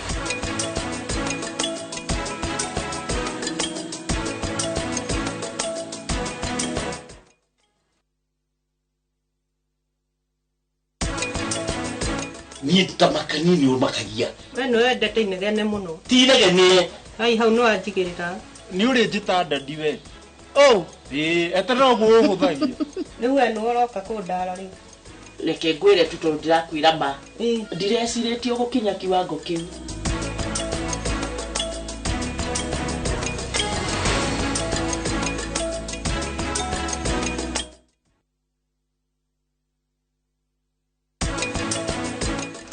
Gora cito tuguraga from China na from Mauritius.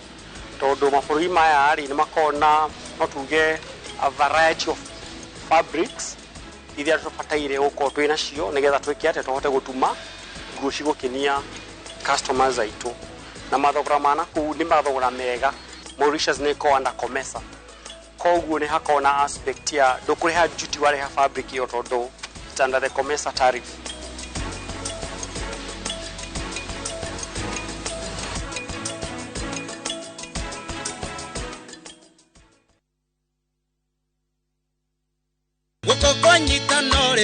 Nigitha gia gucacia mithemba yothe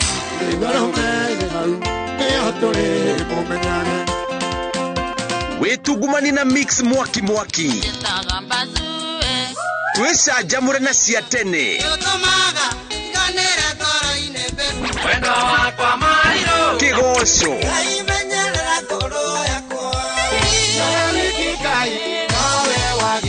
tugacoka riko tugagucamithia iria hiu kuma wathie tukahitukwo ni mwago uyu thiini wa Mwigangaro live na DJ Smiles mena Nyambura wa Kabui o mwambiririo nginya wa gatano kwambiriria thaa 10 cia hwaini.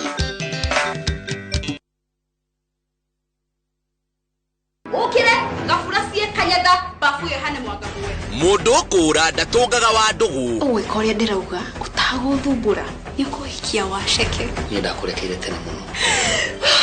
Na gutiri uthomaga na rio ngi. Ihinda riu ni ikinyu ria gutinia mukwa wa uciari. Naguo wendo ri. Uri weciri oro wa kuhika ringi. Ni ngoro ya mundu kiumbe. Anita ni uri wakira uguo gicire mwanake no akorwo ikwenda. Mwanake ucio ni akwendete Anita. Uriru wa wendo. Utire mundu ndirenda. Nie ndi sawa o uria ndi. O wa gatatu 2:30 cia hwaini.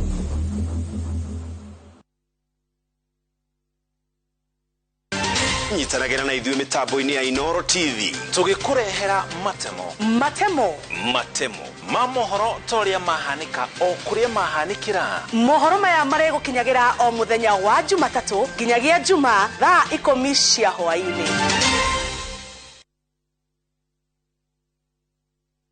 Korokoro-ini muturire rugamagio gutari muhoko wa rucio. Kunyitwo ndanitirwo ndina miaka 22 no kioho ni maica. Ni ndina miaka 84 na gwitu tukuwa turi andu na ite kaingi tigairie ha. Thiko ya kurekererio nayo igatuika ya gikeno. Ndaigerire guku ndina kilo almost 80 kilos daima ndina kilo 50. I'm a free person, sina mtu wa kunifuata. Hiyo freedom ambayo umeweza kupewa tafadhali utumie. No kimako kinene ni gukora maundu ni macenjirie. Aciari akwa othe ni makuire. Othe ni tufundira ndirakorire guku. Ni ngano kuma korokoro-ini. Uikarete we muthimire. We no rira ria Ngai. Ni miturire ya aria marekereirio kuma macegera-ini. Nakaa nimechanganyikiwa but naendelea ku adopt life. Ikaritiga uthako nayo. Tiikaikagie thirikari kia. Njera-ini citu o muthenya wa kiumia thutha wa mohoro ma thaa 3.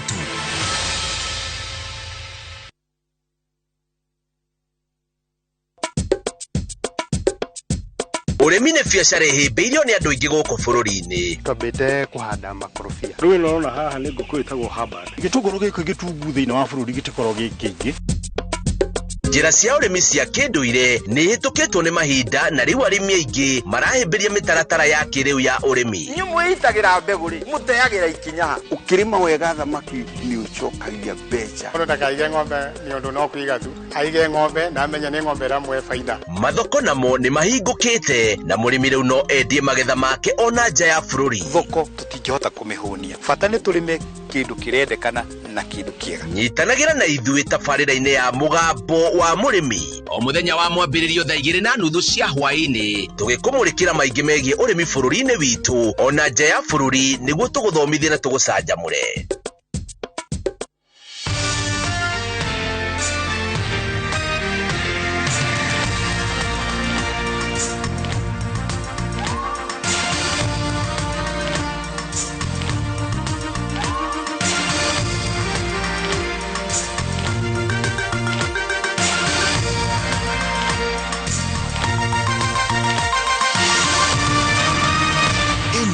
Ni ceceni ya Inoro TV.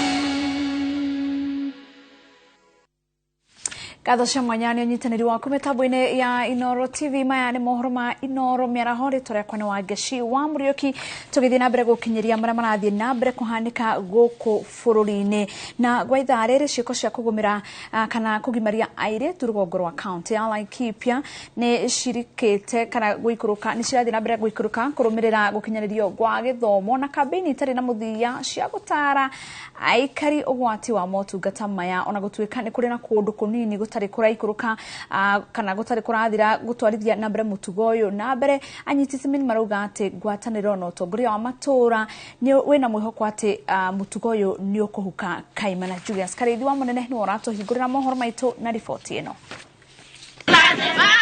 Kwa ihinda iraya icigo imwe cia kaunti ya Laikipia rugongo rwa kaunti ino kwana korwo kigiritanio na gwakiriria gwa ciiko cia kugimaria airetu iria cigaga airetu aingi hatikaine nene na kwagarara ihoto ciao. Ofisa acia na mauma guku na mathomithia na ciana ciamenya right yao muno kana gaka iritu guku kapini ni kairitu gakorwo kahinyirikite muno tondu kero rumirira muthuri ono ngo ni mukuru wa miaka 90 kana kau no kurumirira karumagirira tondu negeciragia gwi kirumi no ni ndwamenya gutire kirumi thini wa githomo.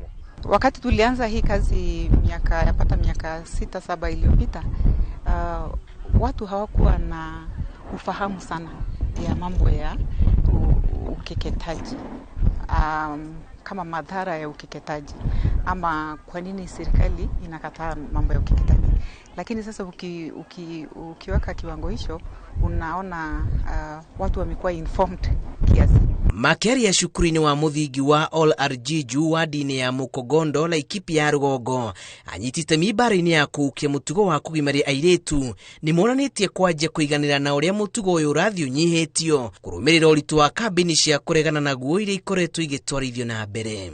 Muno ni kumenya rights ciao ati gatingihikirio kia hinya gatingimario kia hinya kwoguo nikamenya uria kangihota gwika ungigia thina wothe ungigia nigekuhota kumenya. Nimepata kuweza kuona ya kwamba wamama wakati wanakuja kujifungua kama amepitia ukeketaji, hapo kuna shida ya kujifungua, kunakuwa na complication kiasi na ambayo sasa inaweza fanya mama apoteze damu mingi ama hata hiyo process ya kuzaa ichukue muda na kuwe na complications.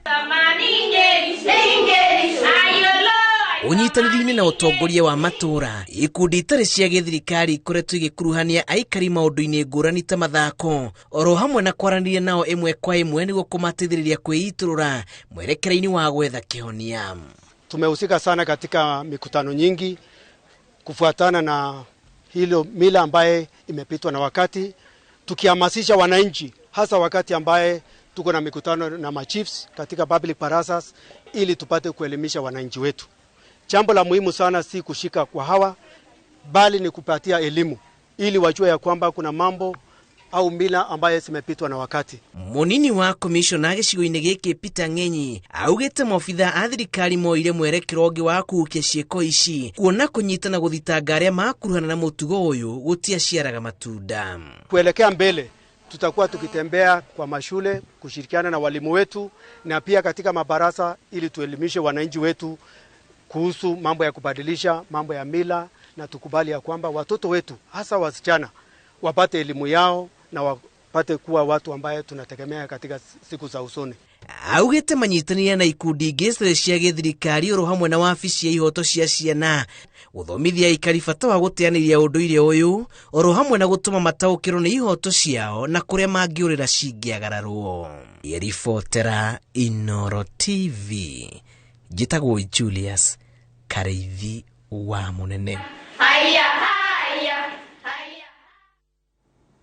Kathosha mwanya Julius Kareithi wa Munene ni riboti na bunge ya bururi muthenya wa muthi itongoretio ni speaker wa bunge niwe Moses Wetangula ni mambiriirie thabari kana mutaratara wa gũthũrima ndundu ya Maminista ikianjĩrĩria na nyabara wa Maminista niwe Moses niwe mũndũ gwĩtwo Musalia Mudavadi niwe wambiriirie gũthũrimwo kiroko kia umuthi. Tuthikĩrĩrie marĩa megũthia na mbere hau kabere kũrĩa bunge-ini.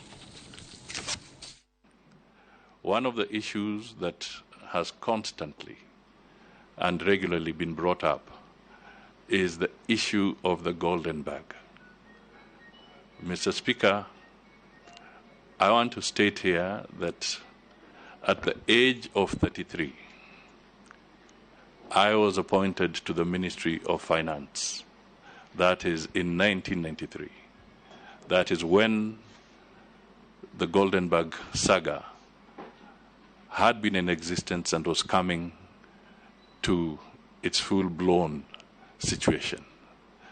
This was really a scheme where the intention of government in terms of export compensation scheme went sour and it was misused, and it cost the country a lot of damage and expenses.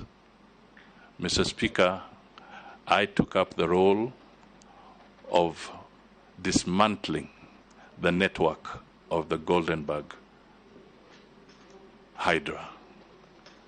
There are so many issues to this, and subsequently, Mr. Speaker, there was even a Judicial Commission of Inquiry under the government of President Mwai Kibaki when he was elected. This commission of inquiry was conducted over a 2-year period. And Mr. Speaker, I just wish to draw members, and I'll be availing the document here, the report of the Judicial Commission of Inquiry, specifically to page 220. There's a paragraph there that is very distinct about me, I think paragraph 589, which clearly brings out the details and exonerates me and even lauds me for having been the individual that stood firm and scuttled and dismantled the Goldenberg scam. Would you tell this committee your financial net worth? Mr. Speaker, yes, I would comment on that. If I take my investments in shares in various, in some companies, and also the properties that I own, I would put my net worth at about 4 billion shillings.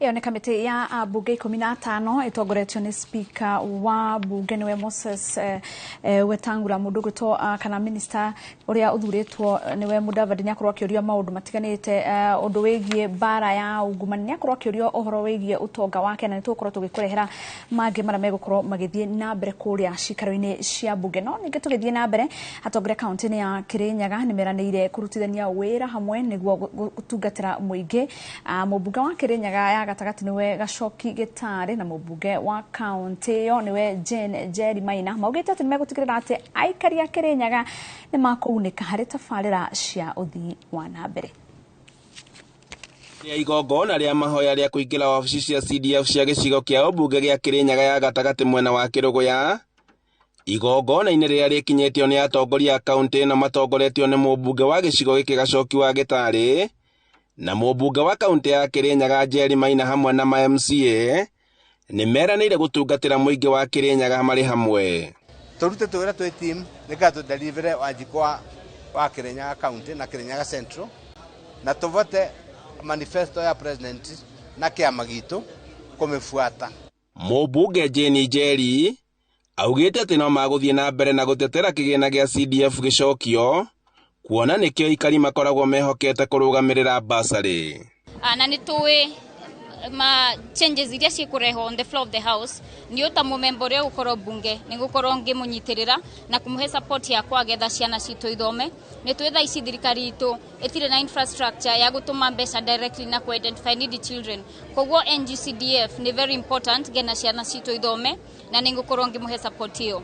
Mubunge wa gicigo giki gia Kirinyaga ya gatagati Gacoki wa Gitari na kiakiranira gutongoria bara-ini ya kuhurana na njohi njikirire mukana ni watho na iria ikoretwo ire muhinga kuri aikari kuona ati namba nene ya nyanake moreire unyui-ini wa njohi ino ndeto iria nyititwo mbaru ni atongoria a kanitha. Ni turamenya riria community igomirwo ni njohi ona ithuta kanitha turi o mahutie na kwoguo athathani kuhoya nituko tugitaithiriria muheshimiwa na timu yake nigetha turute wira tu team turwe na ndeto ici cia njohi nigetha tuone community citu ni cikara wega na andu otagukura kiro kanyamune kaingira muhuko-ini na gatirani no ni njohi. Uhoro wa drug and substance abuse ni gukoretwo na maundu ta macio na ni nguria nginya national government ni tugukorwo nginya tukirehe watho mwaka uguka ku amend the Mental Health Act getha gukorwo ati national government ni ranyitana na county government getha mahurane no uhuthiri wa ndawa iria ingithukia generation itu. MC aria mekinyete igongona-ini riri ni meranire kurutithania wira mari hamwe niguo gutungatira muingi wa Kirinyaga.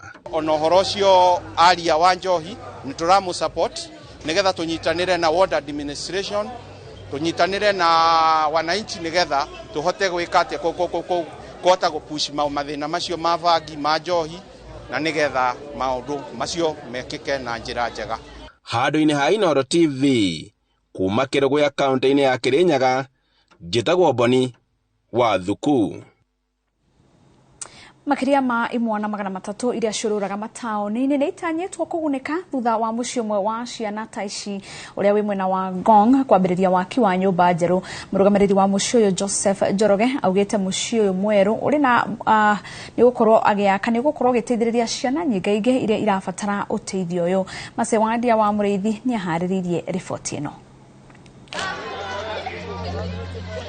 Rũgano rwa Joseph Njoroge, mũrũgamĩrĩri mũnene wa mũciĩ wa imwana wa Global Hope and Rescue Center Gongu, nĩruo ũgĩte rwatũmire agena rĩciria rĩa kwambĩrĩria kũmonokia ciana iria ithiũrũrũkaga taũni-inĩ, akiuga nĩ kageri anagerera kwa ihinda rĩa makĩria ma mĩaka 7 arĩaga kĩara-inĩ na gũkoma mũtaro. Ndarĩ chokora mĩaka 7 kuma kũrĩa Eldoret na ndĩna mĩaka 9 ngĩcoka ngĩũka gũkũ Nairobi, ngĩona ũrĩa maica makoragwo, ngĩmenya maũndũ ma taũ ũrĩa twasurvivaga na kũiyĩra andũ na kũgucia gamu na ndawa cia kũrevia, no kwa ũhoti wa Ngai nĩ ndonire ka chance na ngĩona ka chance ngĩrogotwo na ngĩtwarwo cukuru ya Muli Children's Family kũrĩa ndahotire gũthoma na ngĩrĩkia cukuru. Akĩaria hĩndĩ ya kũrugũria mĩbango ya waki wa gĩikaro kĩerũ kĩa mũciĩ ũrĩa ũkoretwo ũkĩthiĩ na mbere, Njoroge augĩte ihinda-inĩ rĩrĩ arĩ na imwana 146 cia gatagatĩ ka mĩaka 5 nginya mĩaka 22 na aratanya mwaka ũyũ warĩka nĩ ekũbota kũbonokia makĩria ma imwana 300. Kũringana na mĩbango ĩrĩa twĩnayo nĩ kuonania twarĩkia gwaka mĩaka ĩno twĩnayo nĩ kuonania nĩ tũkahota kuoya imwana cia street ta 300 tũngĩhota gũti contain kũndũ gũkũ, tondũ kwĩna gĩikaro kĩega mũno kĩa dormitory, kwĩna nyũmba ya facilitators na ningĩ kwĩna dining hall nene mũno na kitchen. Icio nĩcio indo cia mbere iria tukambĩrĩria.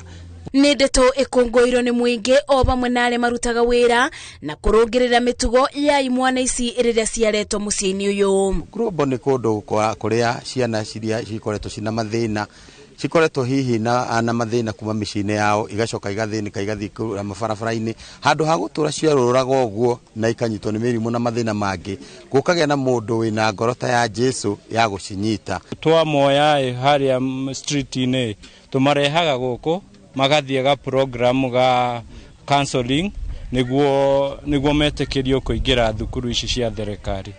Nĩ tũrahoya mũndũ wothe wĩna wendi wake mwega oke na nĩ tugaga kamũingĩ koyaga ndiri. Mwena-inĩ warĩa magunĩkĩte mũtũrĩre-inĩ mugĩte mĩtũrĩre yao nĩ cenjetie na njĩra nene. Kuma njoke gũkũ umithio nĩ mũnene mũno tondũ ndagĩcenjirie mĩtugo. Hau tene twaiyaga twekaga maũndũ moru, no kuma ndoka gũkũ Ngai nĩ ahotete gũtũgarũra mĩtugo na agatuonia njĩra na tũgetĩkĩra na ithuĩ gũcenjia.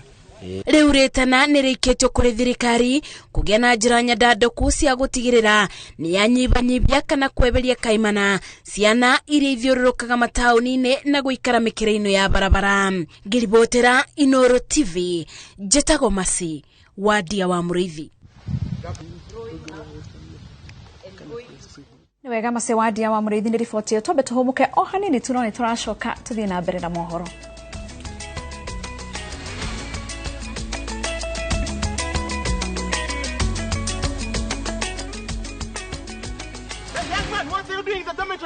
Schoolflix Data Pass is back. Now you can watch all your favorite films for free with 100 MB of data from Safaricom. To get Schoolflix Data Pass, simply tap Data Pass in the app and select Schoolflix. Schoolflix Data Pass, 100 MB to watch your favorite film on View Sasa. Utungata wa HK Ng'ang'a Interdenominational Ministries uria utongoragio ni muthikafu munene niwe Dr. Harrison K. Ng'ang'a hamwe na Lefred Lucy ni marakurehera mucemanio munene wa injili witagwo Mega Tent wa hema kiharo-ini kia Kasarani Laulet Gardens. Mucemanio uyu ni ukambĩrĩria mweri 19 nginya mweri 23 mweri uyu wa 10 kwambia thaa 4 cia rũcinĩ nginyagia thinacara cia hwaĩ-inĩ. Inyuothe mũrĩ anyite ũgeni. ihinda rĩa kwĩgĩra na buroti wakĩre family yaku mũciĩ tirĩngĩ nĩrĩo rĩrĩ tondũ Ginlad rĩu nĩmokĩte na offer moto.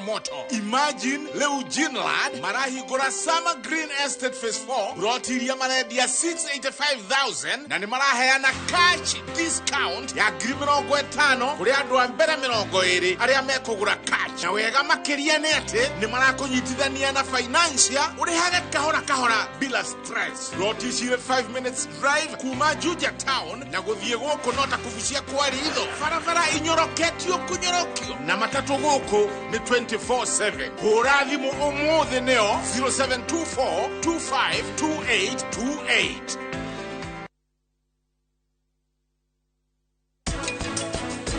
Rĩrĩa mũndũ ũraigua ena thyroid eye disease no mũrore wone ngumba ndarĩ no maitho make maikarĩte ũguo maumĩte. No ũgĩe na thyroid eye disease ona ngumba ĩtaumĩrĩte. Na no ũgĩe na thyroid eye disease rĩrĩa ngumba yumĩrĩte.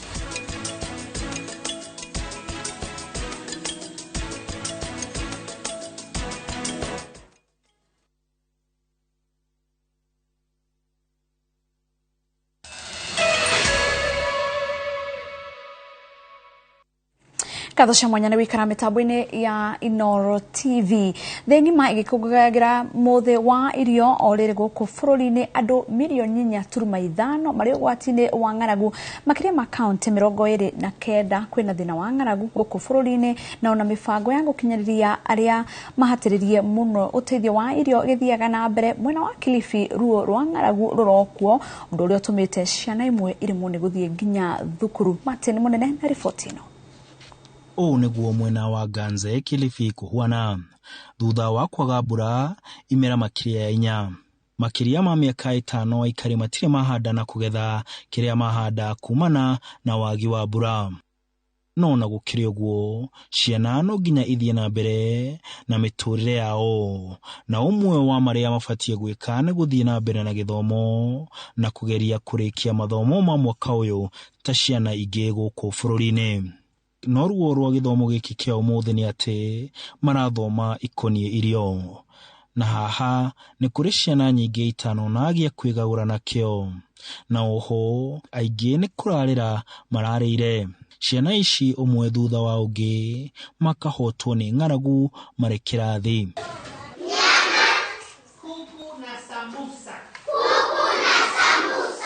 Umwe wa arutwo aya nĩ Moses Jackson, mwana wa mĩaka 8.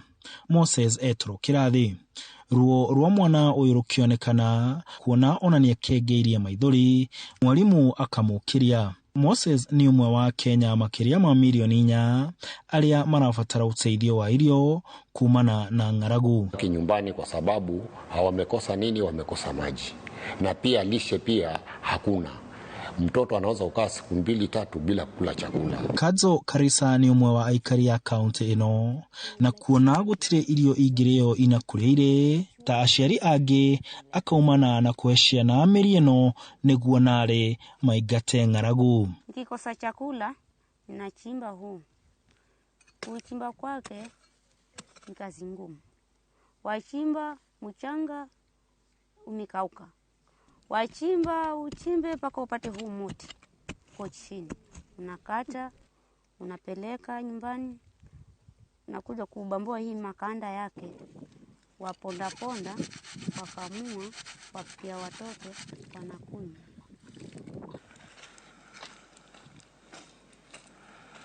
Tulifanya uchunguzi katika eneo hili kwa watoto na tukagundua ya kwamba watoto asilimia 24 katika kijiji hiki cha Kavunzoni peke yake kuna utapiamlo, na asilimia 35 kati ya watoto ambao wako chini ya miaka 5 basi wako kwa hatari zaidi ya kupata utapiamlo kwa sababu ya ukosefu wa chakula na ukosefu wa maji safi. USAID hamwe na World Vision, thirikari ya county, World Food Program hamwe na UNICEF makageria gũthaĩrĩra aikari a Kilifi na uteithio. Last year we put in over about $376 million.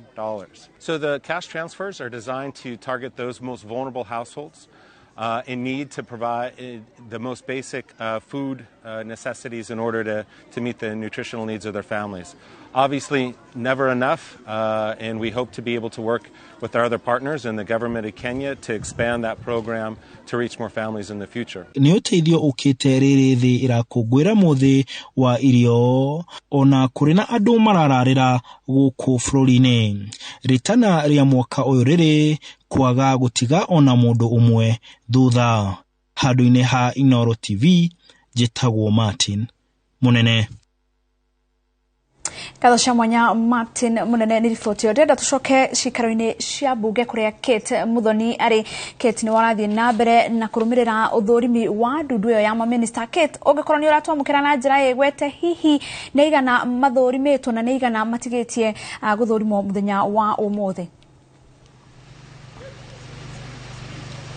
Ni wega muno wageci kuma mwena ucio wa studio na toguo wagikorwo ukiuga ndira kunyita imwe kwa imwe kuma guku mbunge ya bururi na hani haria mbunge ya tene yari na ni haria mihango ya guthurima Ndundu ya Maminista aria makorwo makiamburwo ni President William Ruto irathie na mbere na gukinyiria ihinda-ini riri ni gukoretwo gugithurimwo eri hari Ndundu yo kuria muthenya wa muthi gukwagirwo gukorwo withurimo andu atano no mathaini ma kiroko mambiririe na guthurima uria wamuritwo kunyabara Ndundu ino ya Maminista niwe uria urari hau gabere mutongoria wa kiama kia ANC Musalia Mudavadi na Musalia akinya mbere ya Ndundu yo ni akorirwo agitariria ati kuona kuringana na watho ni ndagirire gukorwo anyitirire giturwa kia kiama giothe kia uteti ni ahotete guteaniria giturwa kiu tamrugamiriru wa kiama kia ANC niguo akorwo akihota kuhuranira wega giturwa giki kia Ndundu ya Maminista na hindi ya gikaro giki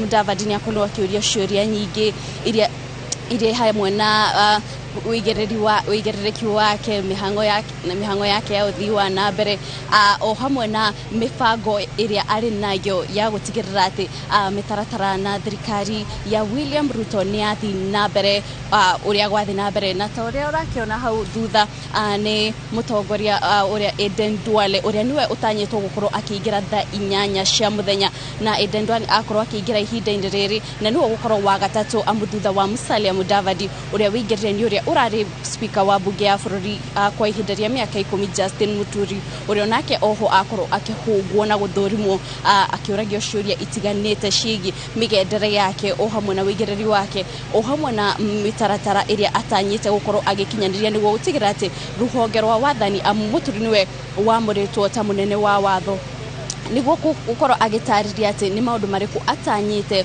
gukorwo agikinyaniria niguo gutigira ati thina uria ukoretwo ukiyumiria wa cira gucererwo wona wakinya kuria magoti-ini ndugukorwo ukiyumira na oho gutigirira ati cira iria ikoretwo ikiyumiria cia andu kuragwo ni borithi kana macira ma borithi kuragana ni ati cira ici ni ciathira na tondu iyo ni imwe ya wira wa wabici yake na oho Muturi oho ni audio kiuria kia hihi niki agukorwo agiteithiriria hari gutara president na gutara thirikari niguo gutigirira ati ndigukorwo igitwara macira igoti-ini na magateanirio toria mwaka muhituku kana wathani-ini wa President Uhuru Kenyatta kuria twakorwo tukiona thirikari igitwara cira igoti-ini macira kwa muhiano ta cira wa BBI kuria tonire ugiteanirio o hamwe na macira mangi kwa Muturi ni akorwo akihungwa kiuria ugukorwo ugiteithiriria ati na Muturi hariwe atariria ati we to muhaka cira ukorwo ugishindwo ni uma wa cira uria uguteithiriria hari gukorwo kana ni mugucinda kana mutigushinda na koguo acio no amwe aria manjiririe kuhungwo mathaa ma kiroko na kumana na haha otoguo wona Eden Duale agikinya haha ni rio koretwo mbunge wa kuria gicigo kia mbunge kia Garissa Town kuma mwaka wa 2017 ucio niwe ugukorwo wa gatatu kuingira guku arafu thutha uria arikiriria uria ugukorwo ukiingira kumana na hau ni uria urari governor wa county ya Machakos kwa ihinda ria miaka 10 niwe niwe Alfred Mutua thutha uria agucoka kurumiriro ni uria ukoretwo mubunge wa Kandara kuma mwaka wa 2017 niwe Alice Wahome na wona atongoria mekinya haha magioka gũthũrimwo nĩ Ndundu ĩno nĩ matanyĩtwo gũkorwo magĩkinya na maũndũ matiganĩte kana indo itiganĩte kwa mũhiano nĩ wagĩrĩirwo gũkorwo na certificate ya ũrũngaru waku kuma kũrĩ commission ya EACC ũguo nĩ kuonania ndũrĩ na cira o wothe ũrĩa ũngĩkũhe mũhĩnga kana ũrĩa ũngĩcũngĩrĩria ndũkaheo mweke wa kũrũgamĩrĩra mũingĩ kana gũtungatĩra mũingĩ na ũndũ ũngĩ matanyĩtwo gũkorwo magĩoka naguo nĩ marũa makuonania ndũrĩ na thirĩ o wothe wa rũhonge rwa KRA kana nĩ ũkoretwo ũkĩrĩha magoti maku kũringana na mahinda kana ũrĩa kwagĩrĩirwo na maratathi mangĩ wagĩrĩirwo gũkorwo nayo nĩ certificate ya kuonania atĩ ndũrĩ na thirĩ wa HELB kana thirĩ ũrĩa marĩhi marĩa andũ makoragwo magĩteithĩrĩrio nĩ thirikari nĩguo kahota gũthoma wagĩrĩirwo kuonania atĩ ndũrĩ na thirĩ ũcio na kĩndũ kĩngĩ wagĩrĩirwo gũkorwo nayo nĩ certificate ya kuma kũrĩa rũhonge rwa DCI nĩguo kuonania atĩ ndũrĩ na cira o wothe kana ndũrĩ na kĩndũ o gĩothe kĩrĩa kĩngĩkorwo kĩngĩrehe mũhĩngĩca nĩwe kũheo mweke ũyũ na koguo wona wakinya gũkũ atongoria nĩ tũrona nĩ marakinya na oho kaheo mweke wa kũhota kwĩtarĩria na kuga we wĩ kũrĩa ũkoretwo kuria Musalia Mudavadi akinya gũkũ akorirwo agĩtarĩria atĩ we oririo kĩũria kĩmwe kĩrĩ hihi mbeca iria wĩ nacio nĩ cigana atĩa na akorwo akiuga atĩ we kũringana na ũrĩa atarĩte ũtonga wake aronania atĩ arĩ na bilioni 4 gũkũ nake Mũturi akiuga arĩ na milioni 700 na koguo maũndũ mamwe mũndũ wagĩrĩirwo gũkorwo ũgĩtarĩria no kiuga mbere ya ũhetwo kanya kau ga gũtungatĩra mũingĩ kana kuoya thirikari kana kuoya gĩturwa gĩa thirikari na koguo maũndũ marĩa marathi na mbere gũkũ nĩ tũgũkorwo tũgĩthiĩ na mbere gũkũrehera ũhoro ũyũ na njĩra ndaya na twĩgũkũ hamwe na Waweru wa Nyambura nĩguo gũtigĩrĩra atĩ mwĩroreri nĩ wakinyĩrwo nĩ ũhoro ũyũ na njĩra ya ĩmwe kwa ĩmwe. Katha mwanya Kate Muthoni na nĩnjũĩ mwena wa Waweru wa Nyambura kũu maitho maitũ mothe marorete mwena ũcio wa bunge na tũkorwo tũgĩcoka tũkorwo tũkĩmenya nĩ arĩkũ megũkorwo magĩthiĩ kana tũthikĩrĩrie marĩa megũkorwo magĩthiĩ na mbere mwena ũcio mathaa ma mĩaraho ya ũmũthĩ. Kate nĩ akorwo agĩtwĩra atĩ arĩa mamũrĩtwo nĩ megũkorwo magĩthiĩ na mbere na gũthũrimwo nĩ kamĩtĩ ĩyo ĩrĩa ĩratongorio nĩ speaker wa bunge nĩwe Moses Wetangula. Hau kabere nĩ tuonire ũrĩa wamũrĩtwo ta mũnene wa watho nĩwe Justin Muturi gũthũrimwo tũthikĩrĩrie ũrĩa gũgũthiaga na mbere hau kabere.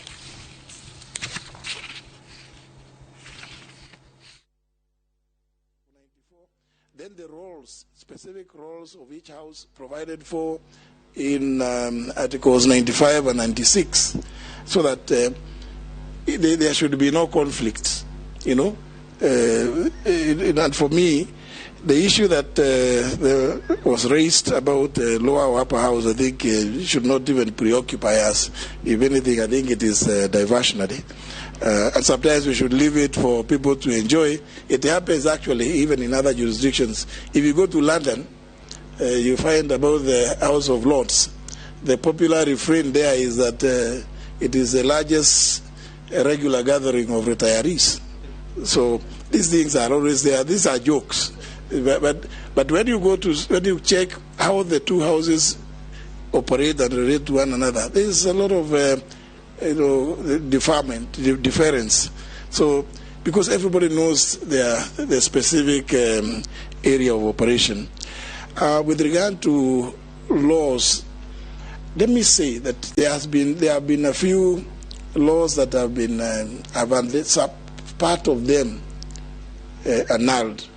But really, the house's function is to make a law. It is the function of the judiciary to interpret. And I think we should not even feel unhappy because remember, you have played your part. You let the judiciary go and play theirs to do interpretation. The area where there was some little bit of contention was with regard to the application of the provisions of Article 110.3 with regard to, the specific provision is actually quite testing, and I think it's a matter that and I don't want to go into a lot of details because, as you know, there is a matter pending before the Supreme Court. and maybe it would be a bit unfair for me to go into a lot of details. But you just need to look at the specific wording of Article 110, Clause 3, and see it creates some gray areas, because it says before any House of Parliament considers any bill, the two speakers of the National Assembly and the Senate shall resolve any question as to whether, one, it's a bill concerning counties, two, if it is, whether it's an ordinary bill. Kuma cikaro-inĩ cia mbunge tuthi kaunti ya Kwale kuria aikari ya kaunti ya Kwale ni moretio mathiage thibitari gwikwo uthuthuria wa mirimo ya cancer tene itanahitana niguo maheo urigiti uria wagiriire. O ni thutha wa gukurikana ati mirimo ya cancer ni ongererekete na gikiro kinene kaunti-ini yo, andu 80 magikorwo na cancer gatagati-ini ka mweri wa Januari na September mwaka uyu. Mirimo ya cancer iria iguru muno ni cancer ya nyondo, njira ya uciari, prostate na cancer ya njira ya kioro. Thirikari ya kaunti ya Kwale ni igithĩtie hari waka session ya cancer iria ikuhuthira shilingi milioni 35, ataramu atandatu magitanywo gutungata session-ini iyo.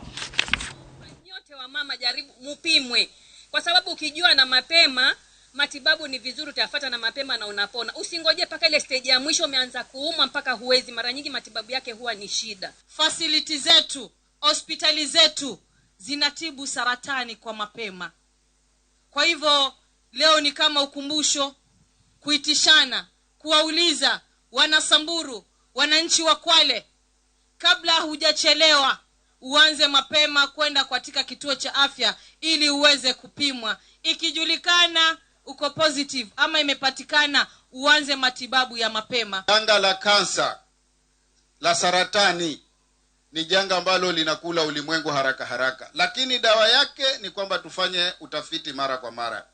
Nakwambia mpendwa, mimi niliishi siku hizo nyingi, nilikuwa siwezi kukaa katika umati kama huu, kwa sababu nikiinama nikiinuka mimi natoa hewa. Nikichelewa kwenda chooni nenda nikakute shodo yangu iko na choo tena kingi. Mimi nilikuwa ni mnunuzi wa shodo kupita watu wote, lakini tangu nilipoenda Bongo Hospital na shirika la Fistula Foundation, hakika nilipona.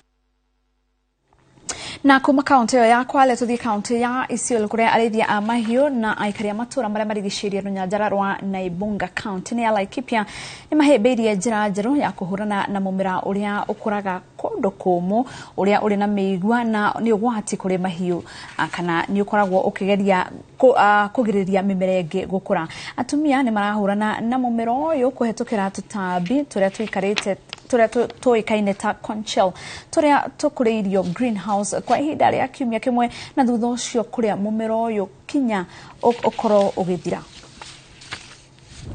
Runyanjara-inĩ rwa Naibunga mwena wa Doldol kaunti-inĩ ya Laikipia mĩmera ĩno ĩrĩa ĩmĩigua mĩingĩ ĩkoretwo ĩrĩ gĩtango kũrĩ arĩithia na arĩmi nĩ ũndũ wa kũmoragĩra mahiũ na kũgirĩrĩria mĩmera ĩngĩ gũkũranĩra hamwe. Mumera uyu uria aikari mawitaga imatundai na kimonimonio puntia ni mumera kionohu uria akuru aria maikangitie miaka marauga warehirwo mwena uyu ni mukoroni arita mahua. Niliona 1959 ndio mimi nilianza shule na niliona kwa nyumba ya dio, na wakati hiyo dio ilikuwa ni mzungu hapa Doldol, ilikuwa imewekwa kama maua hapo. Sasa after some time, muda kadhaa, hiyo akaenda, hiyo nyumba ikakaa bila mtu. Alafu sasa hawa wanyama wakaanza kuingia pale kukula kama nuku. Macogererio ma mahua maya ma mukoroni ni kiriro gitathiraga kuri arimi miaka makiria ma 60 hetukite. Mimera ino riu yaraganite nyanjara-ini cia Naibunga na matura maria marigiceirie amu mahiu maria matunda ma mumera uyu macokaga kuruta mbegu cia mumera uyu na njira ya kioro na gucungireria mbegu ici kuhurunjuka na kumera ringi. Sasa wakati nuku wameanza kuingia, hii matunda ikaanza kujaa kila mahali sasa, na pole mpaka sasa ikawa imekuwa mingi sana. Opuntia stricta have been dominant in our place. Actually we have about 13,000 509 hectares covering Naibunga Upper, and 3/4 of it have been claimed by Opuntia. Ni undu wa wagi wa nyeki na mimera ingi mahiu makoretwo makiria marungo hamwe na matunda ma mumera uyu maria ni ugwati munene. Mburi, ng'ondu na ng'ombe ikoretwo igithecangwo kanua na matunda ma mumera uyu makarwaria mahiu maya na magacungiriria gikuo. George Sintaroi aratara ng'ondu itemeire 40 iria ikuite ni undu wa mumera uyu. Na waua mbuzi na ua ng'ombe na inafanya tu polepole na kwa guigui polepole guigui mpaka naanguka. Hawezi kukula tu naanguka kama sumu, hapana. Inakula inafinya tu na kwa guigui, unaona tumbo inaenda ndani na inahara kitu nyekundu, unaona kama siji nini mpaka na mwisho inakufa. Ina affect mali zetu, ina affect ng'ombe, mbuzi, kondoo ikikula ama ng'ombe ama mifugo yote tu inaanza kuaffect mdomo. Kuna ile inaumwa na mdomo inaanza kunuka kwa sababu inadungwa na hii mashindano, na hata hii mashindano inadunga mbuzi masho. Urugamiriri wa runyanjara rwa Naibunga unyitanirine na gikundi kimwe gitari gia githirikari ni mambiririe mihango ya kuhurana mumera uyu kuhetukira urimi wa tutambi muthemba wa cochineal turia tunyuaga mai ma mumera uyu na gucungiriria kuhoha na thutha ucio kuma. Atumia aria marahitana na mumera uyu marauga eno ni njira imwe no ni roya ihinda mimera ingikambiriria kuma. Na kwa hiyo muda wote yenye tumefanya tumeona mabadiliko kidogo kwa sababu hii kitu imeanza kupungua kidogo na sasa ni kama haiendi kwa rate kubwa. So cochineal in its nature is a beetle and it looks like a bug. So it has male and female. What you can see there as a spot is actually now the male cochineal. It's there. I can see it from here. It's the male cochineal. I think it's able to breed itself under this warm condition, and it does very well when this weather is dry. So actually we can, I'll show you outside, a lot of Opuntia has dried during this dry season because those are the best conditions cochineal now works under. Araithia na aikari marenda ruhonge rwa KEPHIS kwarira mitaratara miandanduku niguo kungethanira na mumera uyu kionohu. Handu-ini ha Inooro TV ritoria kwa ni Mwangi wa Maina. Katho mwanya Mwangi wa Maina. Family imwe kuma iturane ria Makwata gicigo-ini kia Umbuge kia Kimilili ni maraikarana haho thutha wa mwanake wa miaka 35 kura na njira ya kiriga. Kuringana na family ya Emmanuel Wanjala Masibo, mwanake uyu orite tariki 24 mweri muhituku na mihango ya gwethana nake ni koretwo ikiringa ihiga. Uritu wa kumenya kuria ari wikirirwo hinya ni gukorwo ndari no hoti wa kwiyaria no ria ungikorwo onanite nake akiorio kuhura ripoti sheshenini ya borithi ya Kimilili.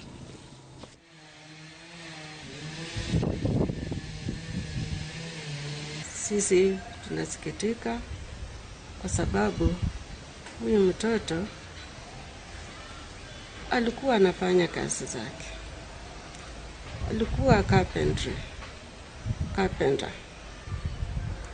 Na ikiwa atapatikana, ikiwa anaweza patikana kwa workshop yoyote, labda ametafuta kazi, tafadhali tunaomba tupate hiyo report.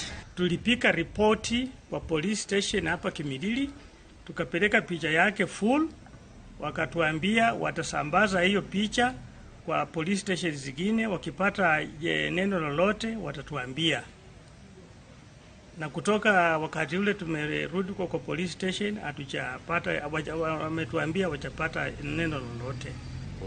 Sasa mimi kama baba yake naomba na wasi mtu yeyote mwenye akiona huyu kijana wangu Emmanuel Wanjala Masibo atupikie simu, tutapeana namba ya simu, alafu ama kama sivyo apeleke kwa police report. Tukehoka family yo ni ukorwo ikiona mwendwa wao. No tugithii na mbere gikundi kimwe gia kumenyerera nyamu cia githaka mwena wa Sabaki Malindi County ya Kilifi ni kianjetie mubango wa kuhonokia nguo gugikwo cia ya kuhuka.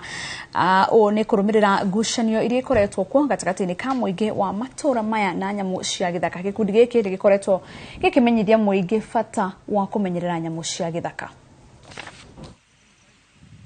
Thank you very much. Okay. Wazee wangu. Nimedunga mapaswa bure. Professor.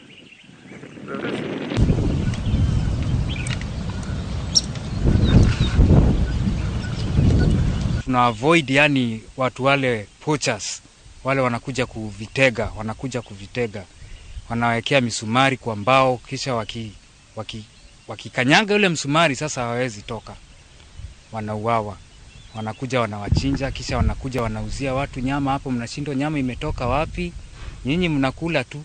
So ile madhara ina hao viboko ni ile hawapendi kukutana na mtu usiku mkikutana na yeye atakukatanisha mara mbili, kwanza akiwa na mtoto anakuwa na hasira ile hujawahi iona. We have been advising the community on how to live with the animals, especially the farmers who are the ones who are losing mostly. So we've been advising them to dig trenches along their farms to protect the crops. And also, because we know that they have discovered that the hippo meat is good to eat, and during COVID they must have killed more than 30 of them, we were advising them because they were just thinking of meat in one day. But if we stay with these animals and learn to live with them, we can also create jobs through bringing visitors here to look at the animals, and we can get meat every day. It is a hospitality project. It is also an environmental project. This is a lovely place to be.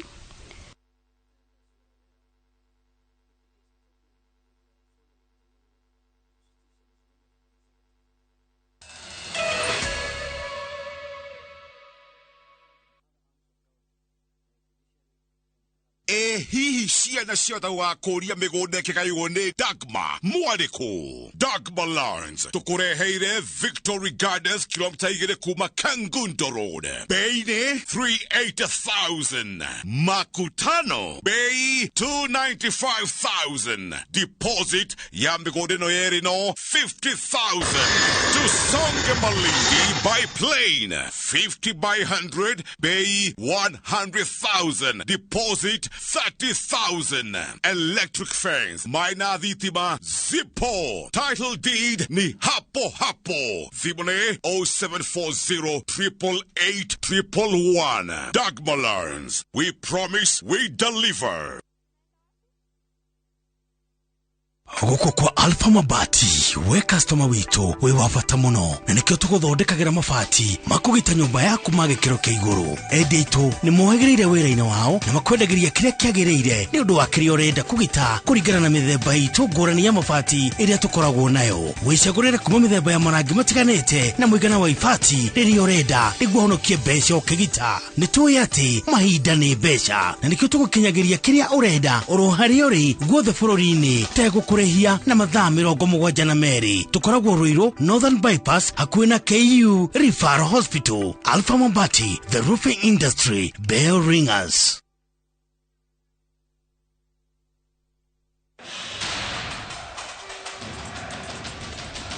The World Cup fever is here with us. Nani atabeba kikombe? Will it be defending champions France, host country Qatar, 5-time winners Brazil, Lionel Messi's Argentina, ama will it finally go home to England? We already have the games on shabiki.com.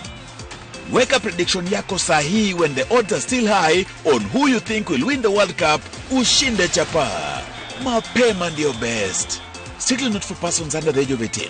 Betting can be addictive. Play responsibly. Shabiki.com is authorized and regulated by the BCLB. License number 416. Shabiki.com.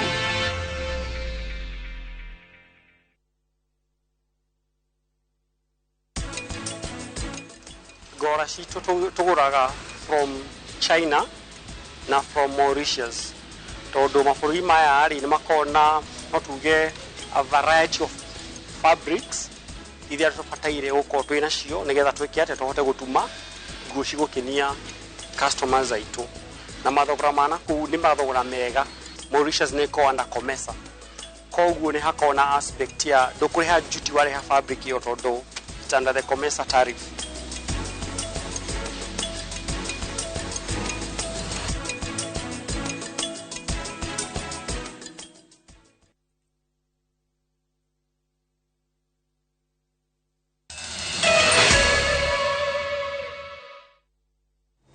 tukakunyita ugeni mitambo-ini o ringi tuthii na mbere na mohoro tukiingira mithako-ini timu ya mubira wa maguru ya 3K kuma kaunti ya Embu na igirite gikiro-ini gia guthaka division 1 thutha wao gukorwo makinyitie point 42 kuringana na atongoria a timu ino ndurari undu muhuthu gukinyaniria gikiro giki no weruteri munene niguo uramakinyiria haria mari maugite ati itanya riao inene ni gutigirira ati ni maingira ngucanio-ini ya league nene ya bururi-ini ya KPL undu uria marauga no hotekeke magikinya kana maginyitwo guoko.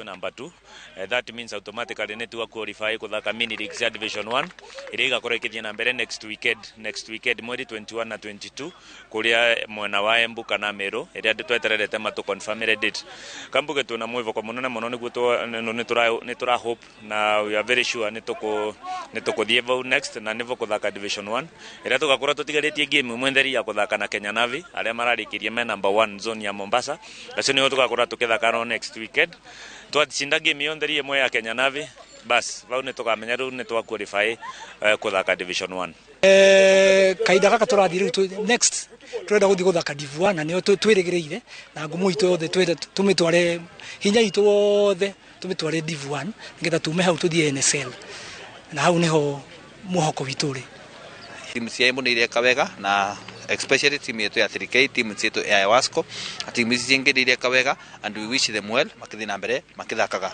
na tuka request partners na well wishers metekere go support team icio nigetha mavote anake anini mavote go expose talent ciao na mavote kuthi na mbere magigokeria kiwango gia talent thiini wa county yetu ya Embu na makiria county irigiciritie Embu county.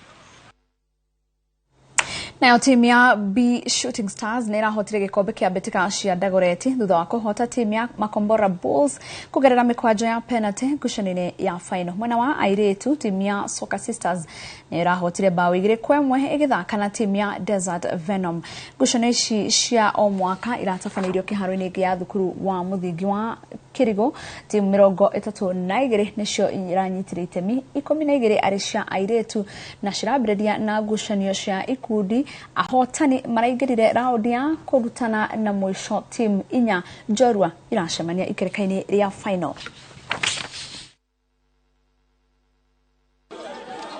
Okay.